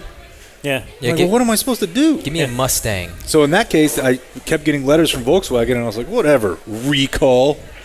And then my leg caught on fire. The same day, we learned that Jake will eat half of a sandwich diagonally. Yeah. Yeah, it's not pre-cut. No. Like if you cut it diagonally, then you eat that. That's okay. But just to eat your sandwich, it just seems weird. Yeah, he'll go from a corner to a corner, which was weird to me. I'm basically cutting it with my mandible. And then, yeah, Gabe. the sandwich, a small sandwich, too much. You'll get to the rest of it later. Yeah. It's not like a Eatsy's big giant hoagie. It's a teeny little it's peanut butter and jelly. Yeah. Then you save it. Ugh. Same day, Dan hates the lyrics to Lonely Boy. I forgot about that. It doesn't make any sense. It's illogical. It says in the summer of 53, he was born, and then it was like the summer of 55. They get a sister, and he's really against it. And it's like he's 2. He has no idea. Yeah. It's like if you presented little Brooks with a sibling right now, as if Brooks would run away crying. Like he doesn't know. He's an idiot. That takes about another year and a half. Yeah. Oh. Okay. It does happen eventually, but just the lyrics are not logical. June 4th, this was a day where Dan was mad at people at the gym. Mm-hmm. And he gave us 3 reasons. 1, a lady was walking down the stairs the wrong way. There's it's very clear. A handle in the middle, whatever, a thing. in the middle of the stairs. Handrail. The handrail, yeah, and so it's delineated. Yeah, so I start walking up the right side, but then here she is, and I'm like, okay, I got to kind of go back. Yeah. People weren't spaced out on the bikes. Right. There was three of them right against each other. Interesting situation I saw on. Or they were spaced out by 3, so I had to pick one to sit. Like, you could have gone every 2, and I'd have an easy place to sit. I'm not bike guy, but I went on Saturday, and there's one part of the Grapevine one where there's 3 bikes, and a guy sat on the middle one. And I'm like, oh, man, I thought about you. I'm like, what would I do if I wanted to get a little spin in here? It's a tough spot. And then you didn't like the teenagers that will just loiter on the machines. God Dude, it's bro workout summer. It's really because kids are home for college. It's the worst. And they're they have nothing to do all day. Yeah. And that's all they're doing is being more fit than you. Sitting on but on the one machine, like I'm only got one thing I'm going to do, and I got to sit and wait a half hour to get on it. June 6th, Dan learns that people roll under on toilet paper because of cats. Yeah. That's after I corrected somebody's you were at their house. You were on a mission. I thought I was helping them. That's such a power move. I'm a good guy. You go grab your apple out of the fridge. June 7th. Dan says Daniel is better to say at a Chinese restaurant because Dan can turn into a million other names. In fact, anywhere I order now. If you hear me order somewhere, I will order, and they'll be like, "What's the name?" Daniel. Yeah. Okay. It always works. There's no thing you can think my name is. I've never tried that because Jacob is pretty straightforward, but I get a lot of weird stuff with Jake. I've got Jigs before. Okay. Use Daniel. Feel free. Thanks, man. Yeah. June 17th, we learned that Dan and Jake sleep in eye masks. Yeah. It's great. I haven't seen mine in a couple days, and I've definitely been able to tell. Is that common? Probably in the laundry. Are people I don't know. sleeping in eye masks? I like it. I don't know, dude. You gotta need total darkness. I learned from LeBron. I need it. Yeah, I got a little those pods that guy that we got, those Bose sleep pods. I use those. Again, we're at the VFW. I know they were in trenches, but I'm.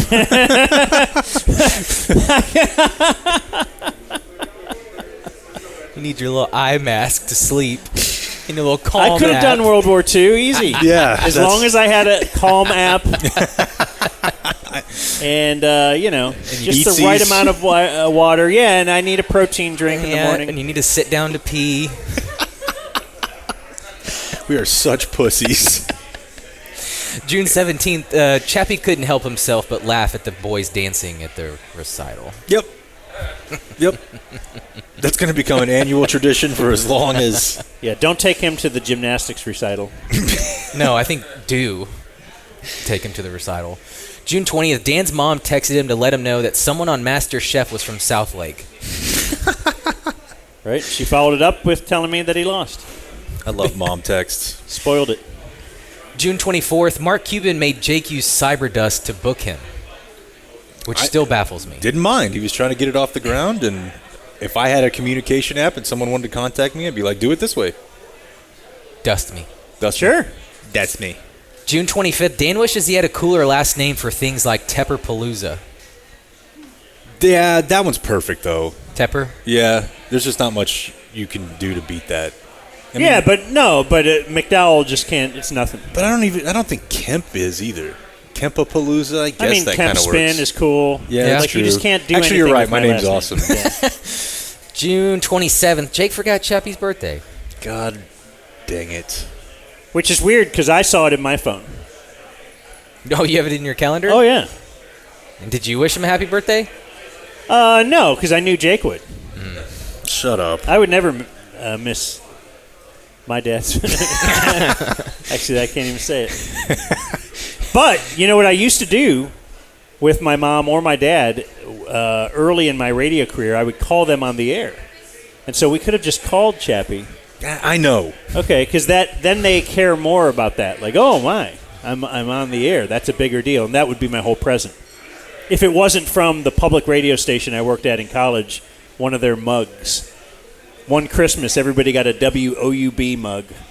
I hooked my dad up with a bunch of merch, and I wasn't even able to call that a gift. I should have been able to, back time that.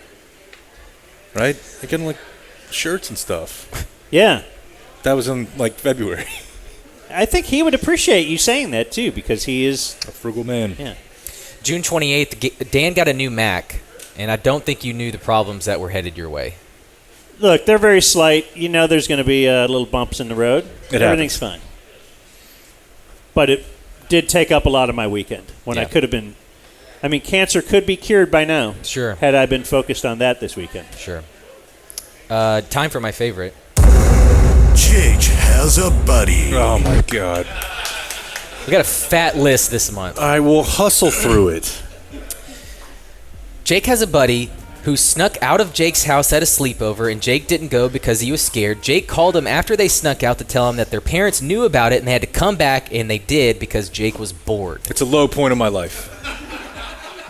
It's a low point in my life. I was scared. I was very, very scared of authority at that time, even though his parents would not have really been that mad. But I was like, no, man, I don't know. What if we get caught? What if we get caught? Especially weird coming from the man with the points for sex list in the future. Yeah. Yeah. You know?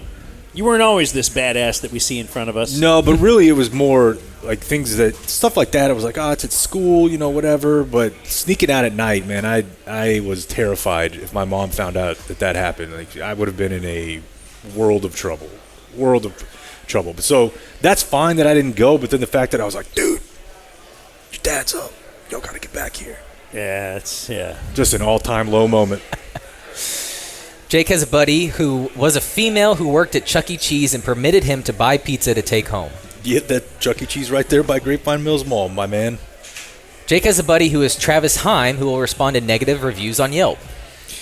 Dude, how does that even count? We all know Travis. We were talking to... What other restaurant person were we talking to? Adam Romo. No. Jay Jarrier. It doesn't matter. Whatever.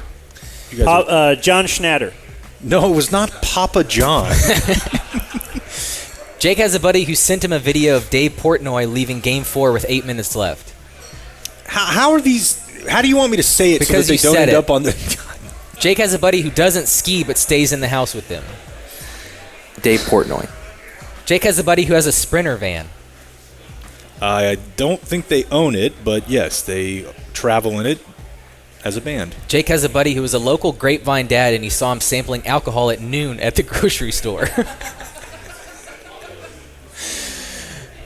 And Jake has a buddy who nailed a girl in the small room.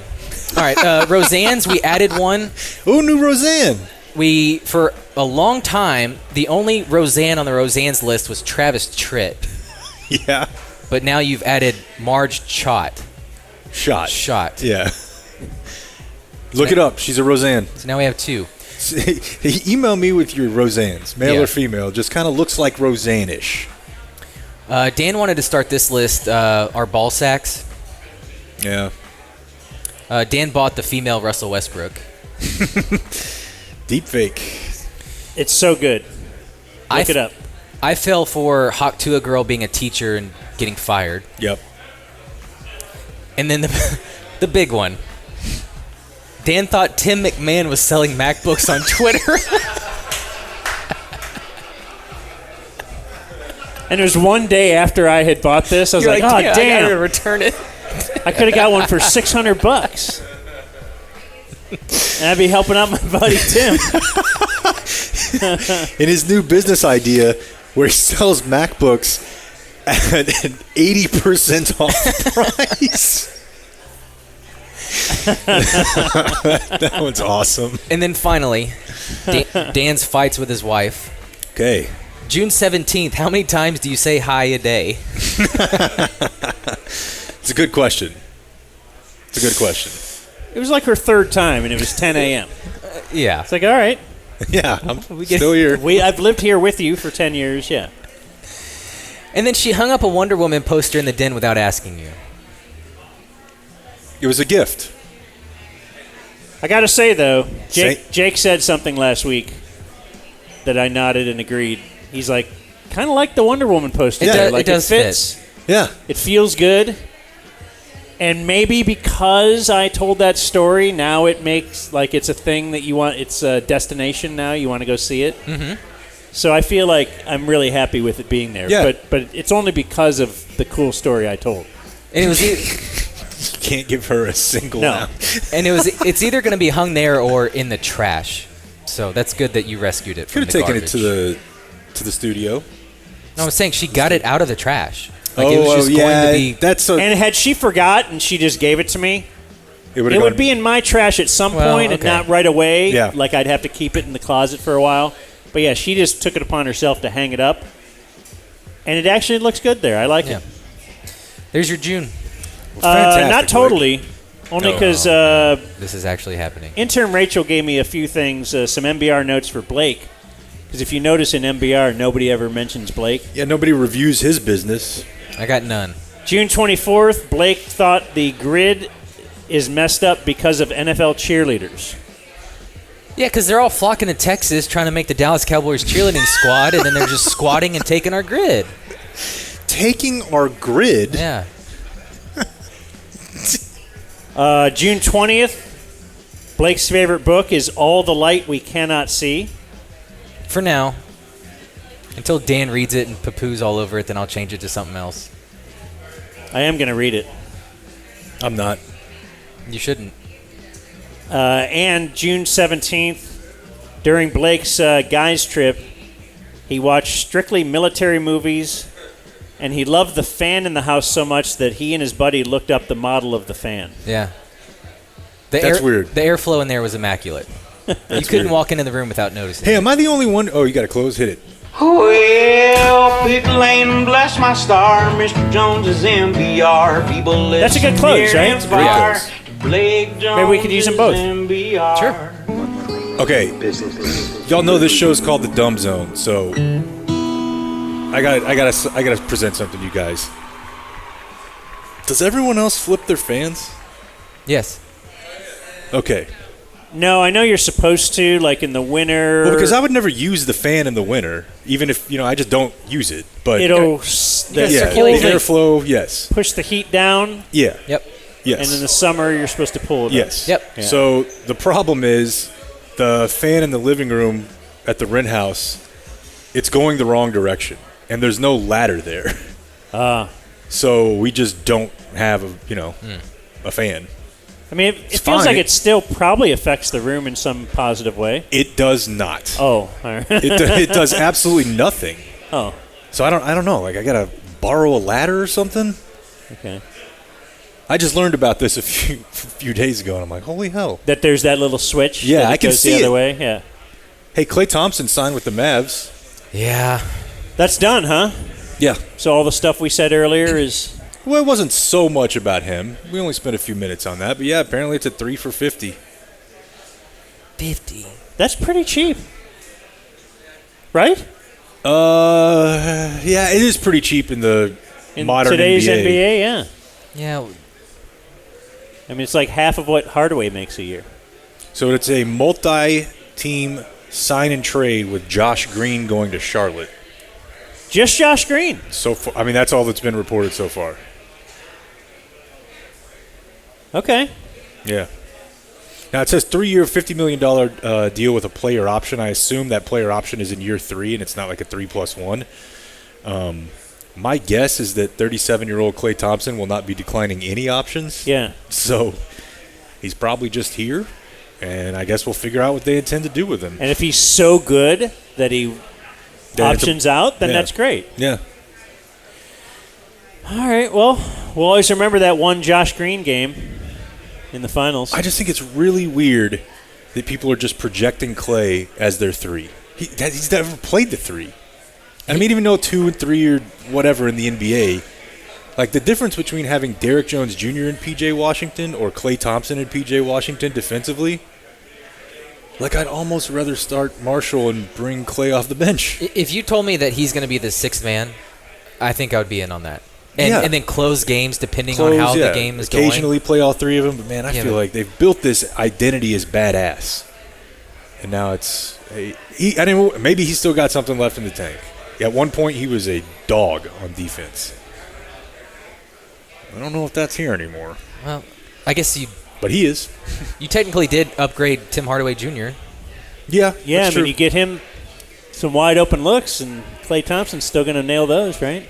I would think so. He still shot it pretty well last year, but and he gets to play with Luka. Nobody suffers from that. Hey everybody, it's time to answer some of today's viewer mail. Womp. A bunch of birthdays today. Dumb Fan, number 709 here. Leaders of the Roast Twins.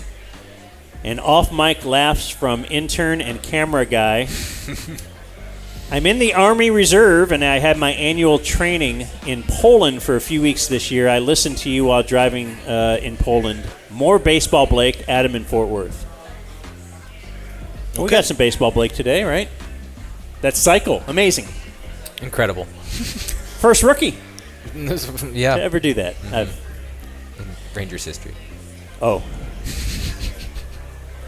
My hot wife, Brittany, happy 39th birthday. I would normally use an obscure WNBA player's number, but I don't want to upset my college house Eskimo brother, Jake. Brittany's leaders are 421 Lindsay deck parties and homemade memorials to local explosions from Danny Jeans. Oh, yeah. My guy. 421. Uncle Hotmail, my daughter Eleanor Early is 8. Eleanor. That's not a hot name. I meant to say that's a cool name, but it is kind of actually when she turns older. Golly, dude. No, I never really thought of that. It's like But it's a cool name. It reminds me of the word elegant. So It's it a just cool seems name like a- Nora, though. Like it feels like an Yeah. old-timey name that's coming back. I like it. You get the alliteration, Eleanor Early. I think you got out of that hole. I don't. That you started digging. Her leader is Chappie. Oh, nice. From Russ Early. Oh my gosh. This is a long one. I didn't read this through. T.O. Hotmail. Well, don't read all of it. I won't. Wish my son Towns Harris Shelton a happy Danny White minus Raphael Septian birthday. What was the name again? Towns Harris Shelton. That guy will play country music at one point in his life. Towns Shelton? Yeah. Or Americana or something along those lines. Leader is Me Too'd Doug Townsend. He's immune. Dan's Salmon Burps. And Jake's Lincoln Frederick Douglass debate. It's on display out here. They put it up. But yeah, they made a sign for it, so it'll be in the studio. More hot-sounding intern lady. Speaking of Me Too. More overly served 690 host commentary and more Blake. As long as he promises to delete his portions of the show so we don't have to hear them. I like that. Yeah, nice This little is from setup Jeff and delivery. Tiny Fist of Fury Shelton. Your son's name sucks. Happy birthday to good dude Nate Wallace. Arsenal, Point Break, and Three Ninjas are his leaders. Oh, Three Ninjas. I'd like to know when Jake will stop being a little bedtime bitch and come play basketball in Denton. Dan and Blake are also welcome from former intern Clifton. It's probably not happening, Cliffy. I appreciate that every time I see you, you ask me about it, though. For 5 years now. Let's see. Sean Thomas. Shout out to Sean Thomas. He is nearing Cam Lowe's 2013 Chicago Cubs number. Good God. Cam Lowe had a snake, right? Was he the one who had a snake? That sounds familiar. So Sean Thomas. This is from Mike Wilson's cuck, Chris Connor. Yeah, he did. Wow. Hey, that doesn't go on the list, I don't think, but solid recall, though, huh? Absolutely does. Today is my Super Bowl Eli versus Brady birthday. The first one that Eli won. I can't. He's 42. Leaders are Church Blake, Dan's quick-witted humor. Oh, how about that, Blake? Slow down. I'm not He trying to hold says, you for down. example, comparing Ariel Castro's situation to zoo animals. What does that mean? As best I can tell, they were both held in captivity. Ariel Castro, the Cleveland kidnapper. You didn't have to read it. Oh, I know what he's talking about. I didn't read these ahead of time. We got in a discussion about, I didn't think it was that bad that we keep animals in zoos because they're all taken care of and stuff. Oh, okay. And then you said, yeah, I'm sure the Ariel Castro was telling, when they didn't have freedom. They fed him and stuff. Right. Barely. That's from Dustin Rowland, probably. Yep. And this guy says he sent a Venmo. Prove it. I am William Genovese. Genovese. My two brothers and I are subscribers, Connor and Derek. I'm day 25. Anyway, please wish Derek a happy Troy Aikman times LaDainian Tomlinson TCU minus Jason Kidd Mavs rookie year plus Eric Montross birthday. People are out of control. He said, that's 35 for you, Dan, after the frustrated sigh I could hear from Jake already. Just say Kevin Durant. That's no fun. Neither was that. Good point. He says more gay book reviews from effeminate voice Blake. We can do that. Then he says, P.S. Jake, can you unblock me on Twitter? I'm at GoPokesDZDF. I don't know what I did to get blocked, but it was probably some form of sarcasm. Yeah, and I caught you while you were on the rag. He's not really helping his case. No, he's not. No, but I made a promise. Okay. So GoPokesDZDF, right? Yeah, I don't know. Look him up. It's not coming. It's fine. I'm going to unblock you, but also fuck you. Whoa. All right. Let's do some news. News. Here's Jay. Whoa, that's loud. Dumb Zone News.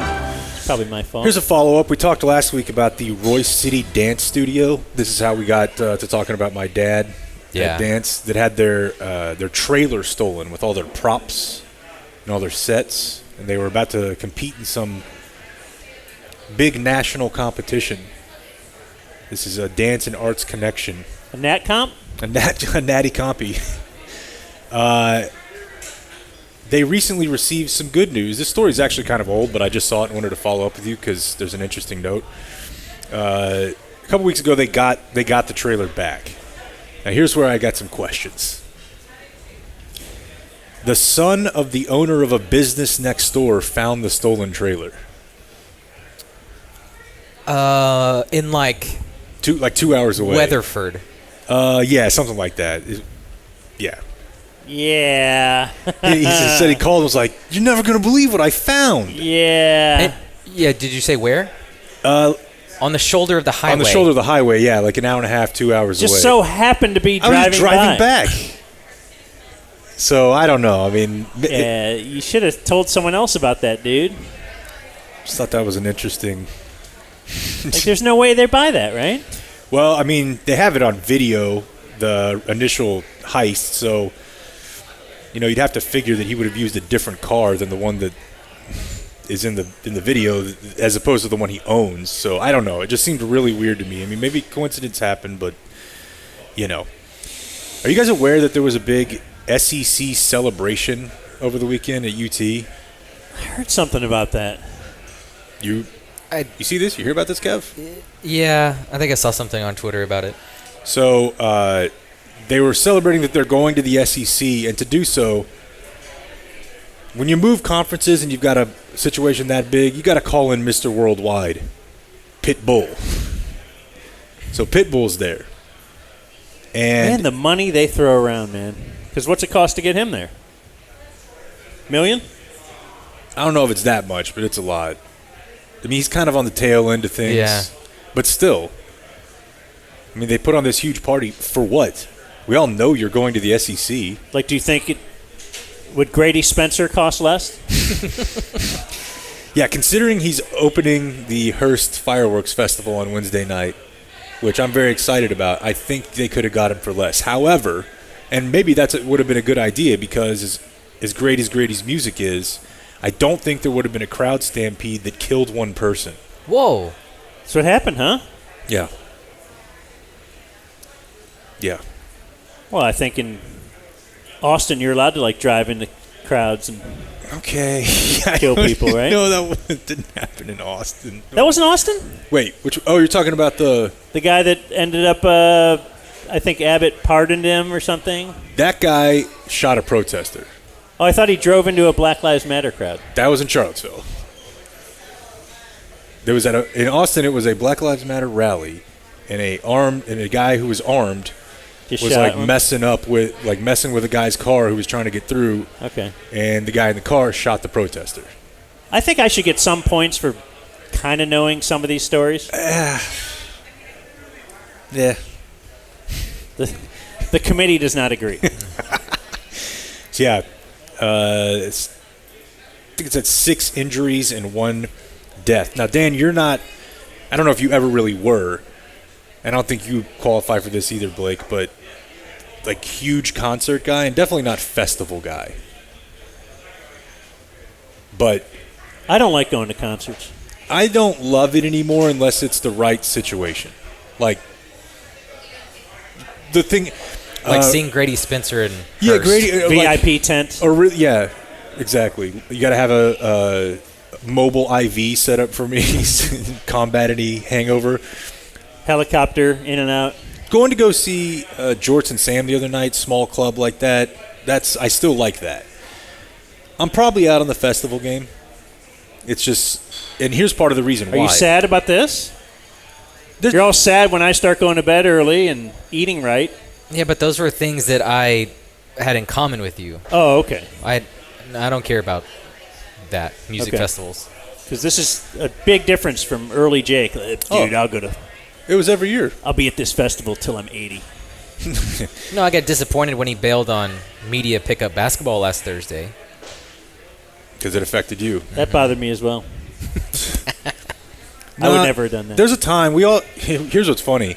There was a time when we showed up at Hangout one year, and me and my friends from my childhood, and then Machine and KJ and TC, we're all pretty much the same age. And there was one year the last year we went, where we were like, man, we're too old now. The bands, they're aging us out of the bands. All the girls look like kids. It just doesn't feel right. And Soroy and Corby were like, let's book next year now. There are some guys that will never age out. Yeah. And it's amazing. They were so excited. I'm like, dude, I got to go home and it's like hug my family and Stephen take a Jones. bath. Yeah. He's 65 or something? Probably close. Yeah. And he's drinking as if he was 18. And then he's fine. Yeah. But then I've he's got a helicopter in and a mobile IV. He definitely has the IV. Yeah, they've got that IV number on speed dial. They probably just have their own guy. Or female.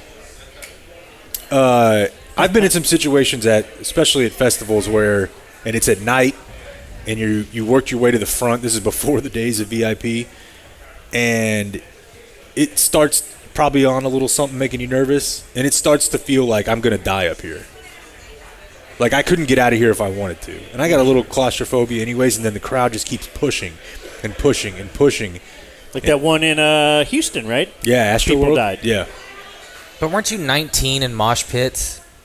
Yeah, mosh pits aren't really like that. Mosh pits, you might get punched in the mouth, but you have space.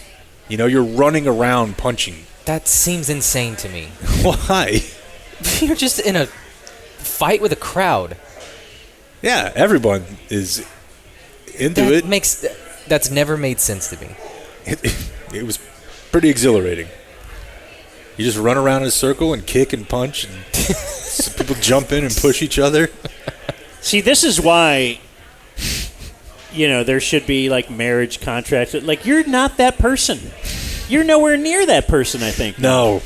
And so sometimes you get I married. I might get a nap in this afternoon if 20. I can. Yeah, I got my really gosh, right. if I could work in a few minutes. Yeah. I mean, not crazy. 10-minute nap. Yeah. There's a little power nap. It really, the way you feel after is feel like $100.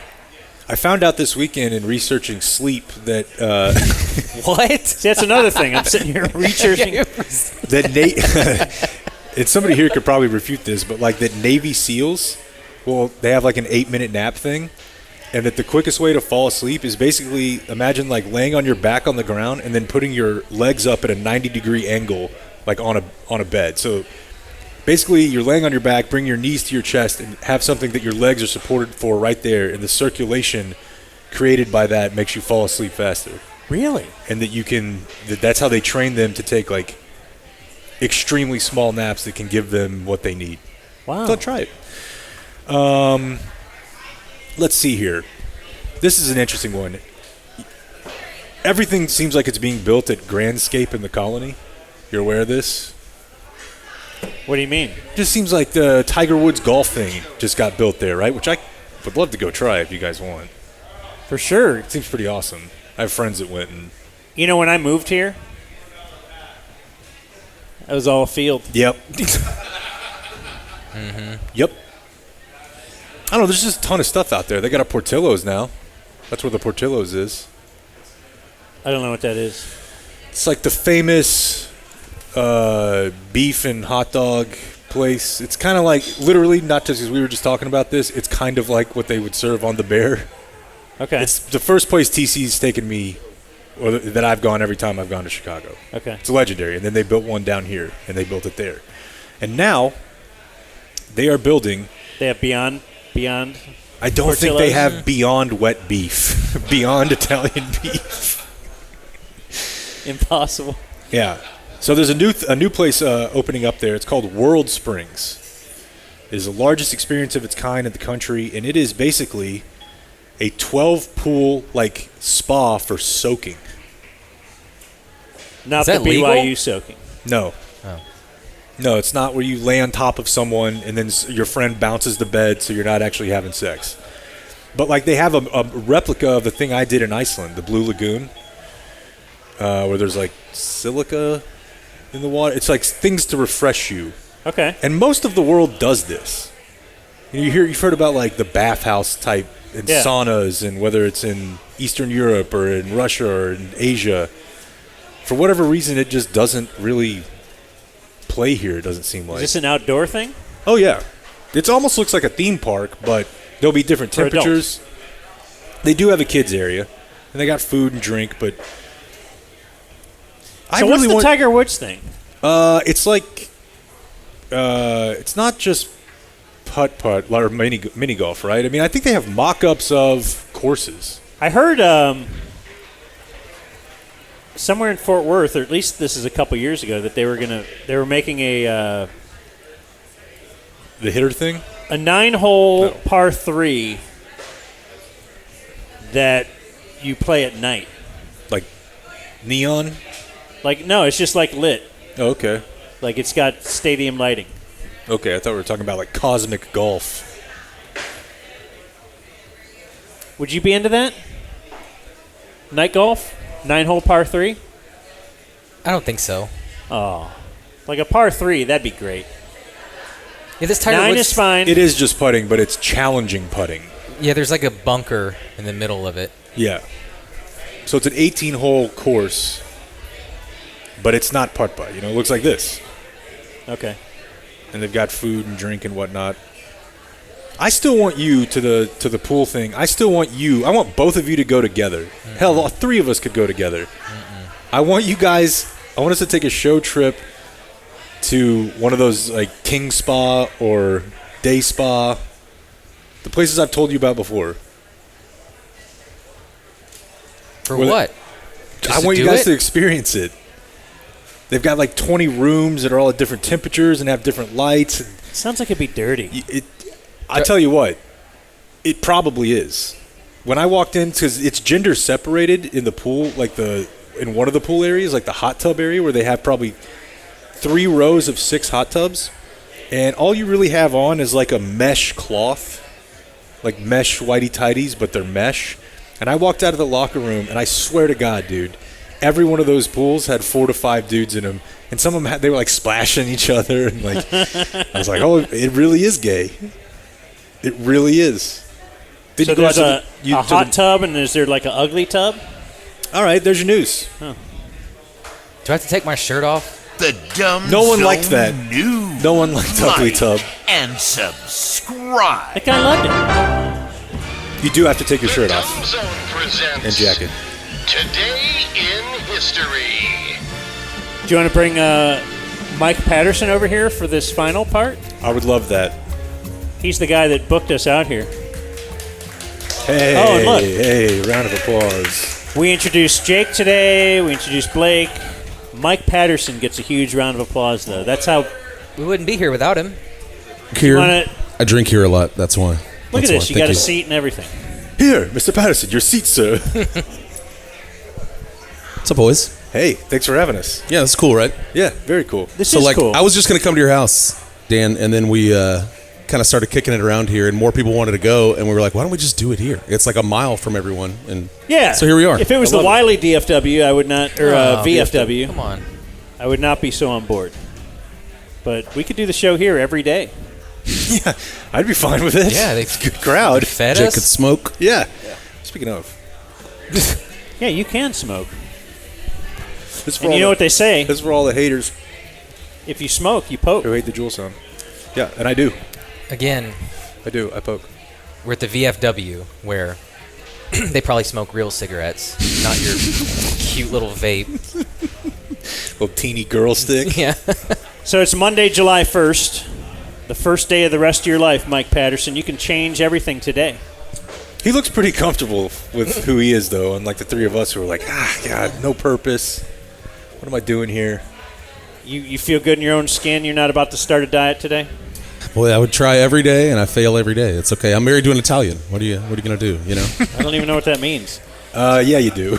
Okay, today is Monday, July 1st. On this day in 1867, Canada became a self-governing dominion of Great Britain as the British North America Act took effect.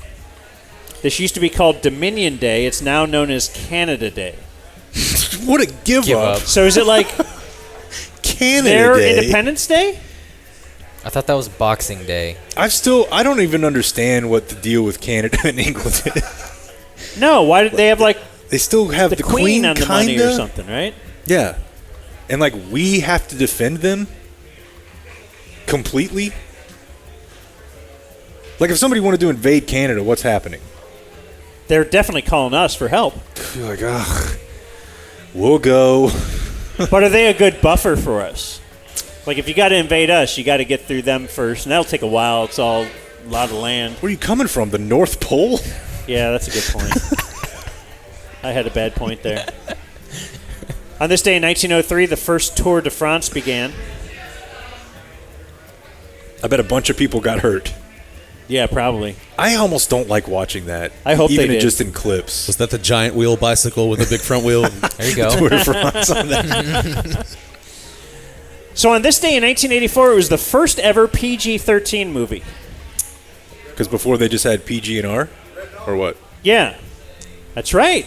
Wow. Red Dawn, and we've seen that at the Alamo. Mm-hmm. Starring Patrick Swayze. Great movie. It's just weird that they had like a rating that the rating system was, listen, if you have a 7-year-old, might not be okay. And then they went all the way to 17. Like, Right. they didn't think there was anything developmentally between 7 and 17 you might want to look out for. On this day in 2018, LeBron James announced he would sign with the LA Lakers, leaving Cleveland for the second time in his career. God, it's been that long? I only left Cleveland once. Yeah. Got here as fast as you could. And on this day in 2019, Jake, at a South Lake hotel, 27-year-old Tyler Skaggs was found not alive in his room. The medical examiner found he had a toxic mix of alcohol and fentanyl and oxycodone. Yeah, and they arrested the guys that sold it to him. Just like with Mac Miller. And who got their PR guy got nailed for that? Yeah, he was someone in communications, I believe. Yeah. In today's birthdays, former Ranger Nelson Cruz is 44. He's now retired. And he retired a Mariner? Yeah. I think so. I mean, if you've played for Scott Service, you feel like you're going to be with him for life. When Nelson Cruz retired, he was fourth. Excuse me. He was fifth in the major leagues in all-time hits. So current player with the most hits, he had just over 2,000 career hits. So there are 4 guys who have more hits than Nelson Cruz. Don't play the... What? I knew it. We're doing a little war games here. So 4 current players with more hits than Nelson Cruz. That's right. I'm going to go with Andrew McCutchen. It's number 4. Okay. It's pretty good, isn't it? Yeah, because I think we talked about this a few months ago. I forgot he had decided to keep playing. Can I go with Paul Goldschmidt? Ooh, he's number 5. Damn but a it. great guess. Trout? That's not a good guess at all. Well, he's 12, so I guess it's a pretty good guess. Trout has 1,648 hits. Jonah Heim. All right, now we're doing this. In inverse order, I'll give you Joey Votto. Yeah. So it's McCutchen, Votto, Jose Altuve. What? I would not have thought that. I wouldn't have either. And Freddie Freeman. Wow. What? Okay. Is the current major leaguer with the most hits. How many years has he played? 15-year career. Damn. Freddie Freeman. I would just like to say that was a good bit. He was in the big leagues at Jake 19. hates it. I love it. Thanks, Blake. And Nelson Cruz, third in war games today, but it was 2 guys who were born in the 1800s are ahead of him. So does that really count? No. Elsewhere, Nancy Lieberman is 66. Because the replacement player in the 1800s was a cow. Is that a drop? Garrett Gilbert is 33. It is now. Garrett Gilbert. Man, that was a tough scene. Had to come in for Colt. Mm-hmm. Things kind of went downhill from there. Number 1 player in the country. Cowboy. He was briefly a Cowboy, wasn't he? He started against the Steelers. Boy, I don't remember that. Gary Brown is 55. Former Cowboy running back coach. Oh, yeah. Patrick McEnroe is 58. That's got to suck. They say one of the greatest doubles tennis players ever because I think he holds the record for like most Grand Slam wins in doubles tennis. His partner was John McEnroe. Yeah. Sorry. Brian George is 72. He's an actor. He was Pakistani restaurateur Babu Bhatt in Seinfeld. Okay. You ever watch Seinfeld? No. Don't try. And if you do, skip the first season. You think it'll just be he'll rip it? It's no King of Queens? We already know that. Singer Victor Willis is 73. He's from the Village People. Which one? He was the lead singer and the cop. Okay. Oh, Jake. Yeah. I like his look. No, you were the gay biker. Oh. Yeah, but it's still leather involved. Yeah. I feel like it's closer than native. That's Dan Aykroyd is 72. greatness. The greatest of greatness. He was in the We Are the World chorus singers. The only Singer, I believe. Although he is a singer. With the Blues Brothers. Yeah. Pamela Anderson is 57. A lot of socks lost in that war. Missy lot of Elliott socks. is 53. I'm a fan. David Duke is 74. I'm not a fan. I was going to see if you kept saying that. The Let's roll right into it. Yeah. KKK leader. Yeah. And Alan Ruck is 68. What was he in? You might know him from Speed. You might know him even better from Ferris Bueller's Day Off, or you really might know him okay. He's Khan. from Succession. Yeah, he was Cameron in Ferris Bueller. Born on This Day, Now Dead. He was also in. Did you ever watch Spin City? No, surprisingly, because it always looked really good. Yeah, I was just thinking Michael about it. J. Fox? Yeah, the Radiohead brought Michael J. Fox out on stage, and like he can before you start laughing, he can play guitar sitting down, and it was really cool. Did you ever see the? I can't remember who was saying it. That Michael J. Fox, like a couple days before he's to host a muscular dystrophy. Mm-hmm. Before a fundraiser, he will stop taking his meds. To show you what it looks like? And he will go, and then he raises a lot more money because I think the first time he had a fundraiser, he was just up there like, hey, yeah, I've got muscular dystrophy, but apparently it's somewhat controllable. I don't think that's shady. I think it's showing like what this can do to you. But even on his meds, I think he still has some issues. But yeah. Tom York, I think, said that this band would not exist without Back to the Future. So they brought him up there. That's what made me think about Spin City. It was just one of those shows. I'm like, am I getting to watch an adult show? Did he expand on how Back to the Future? I didn't read the whole quote. I think it's just the idea of futuristic shit is like Radiohead's kind of whole bit. Huh. It was cool. Cool to see him up there. That's my whole story. Spin City. I like it. Yeah, thank you. Born on This Day, Now Dead, David Prowse. Hit me. He was in Star Wars. He was Darth Vader, the body, and he was in Clockwork Orange as well. Out. You seen either of those? Nuh-uh. Nuh-uh. You've never seen Star Wars? No. I think I've seen like bits and clips on TNT or something, but I'm okay. Thank you, though.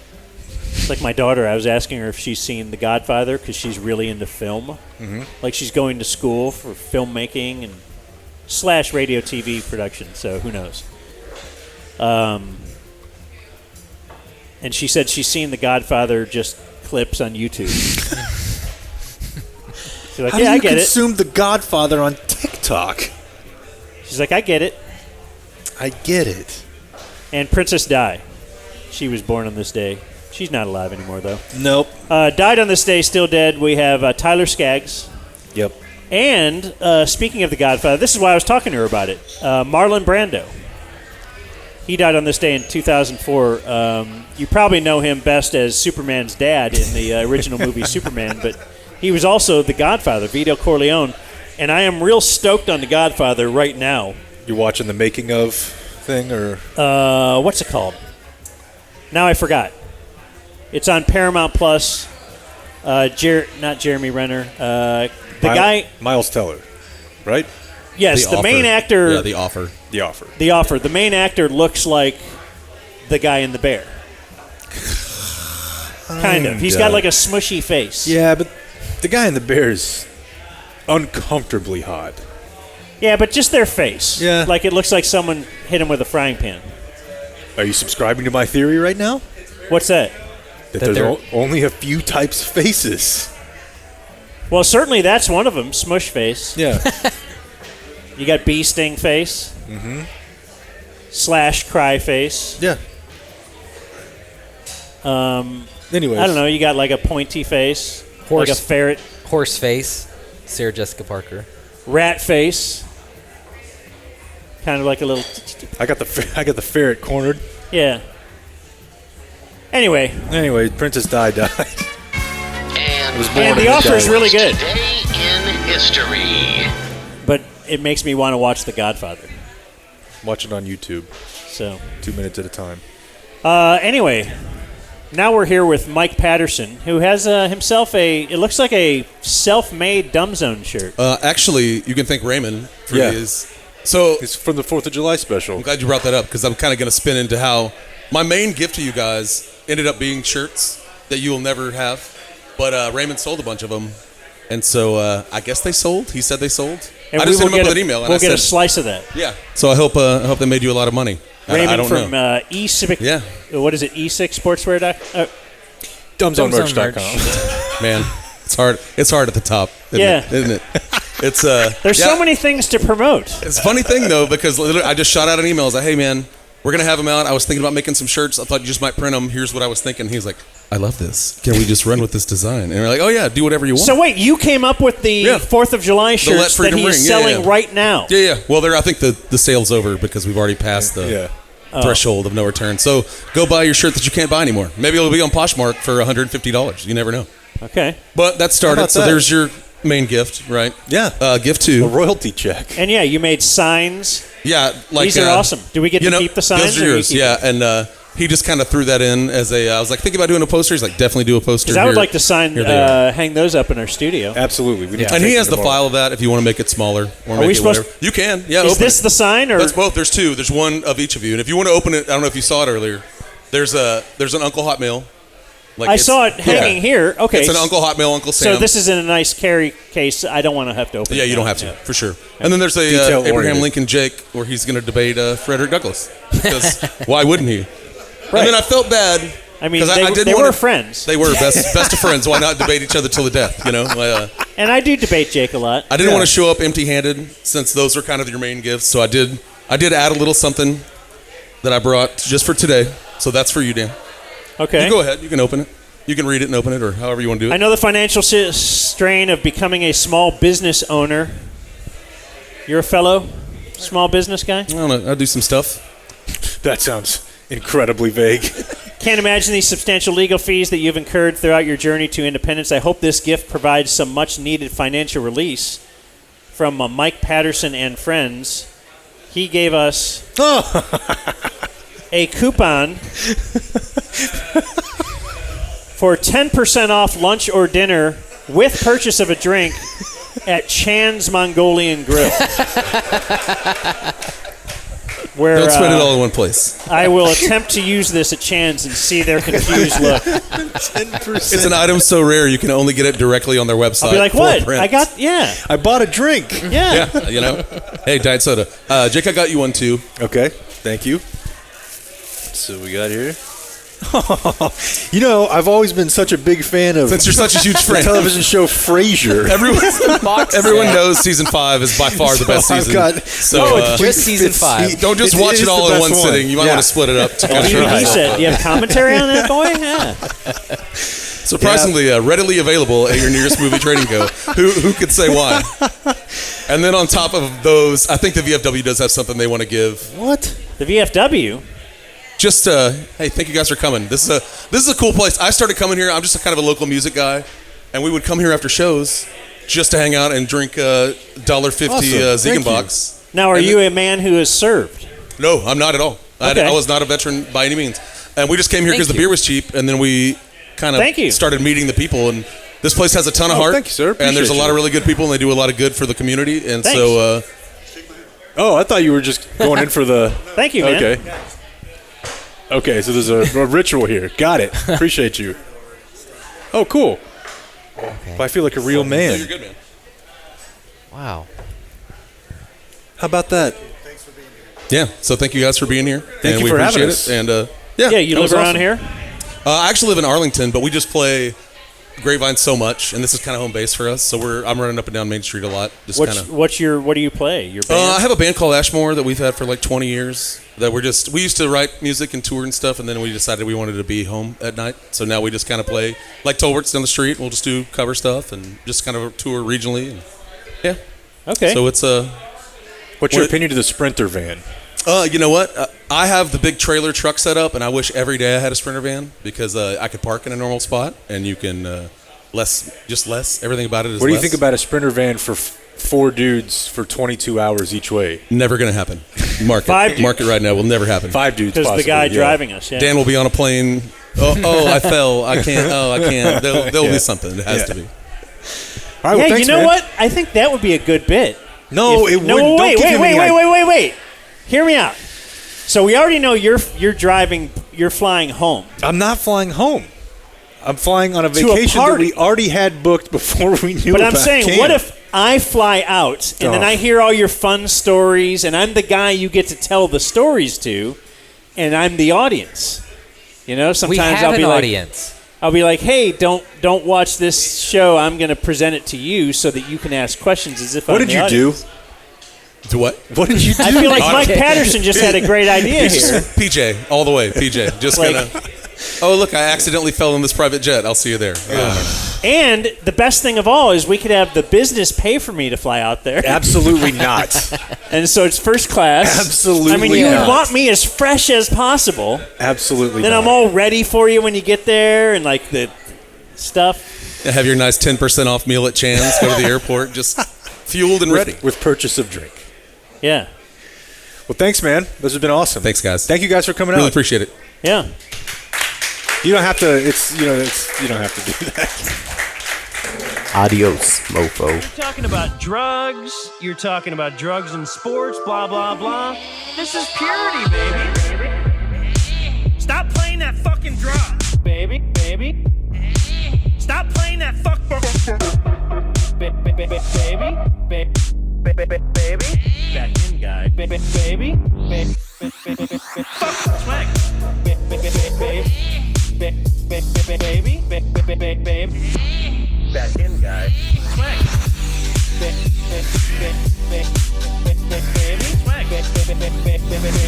Stop playing that fucking drum. Back in, guy. Just a fuck you! Baby.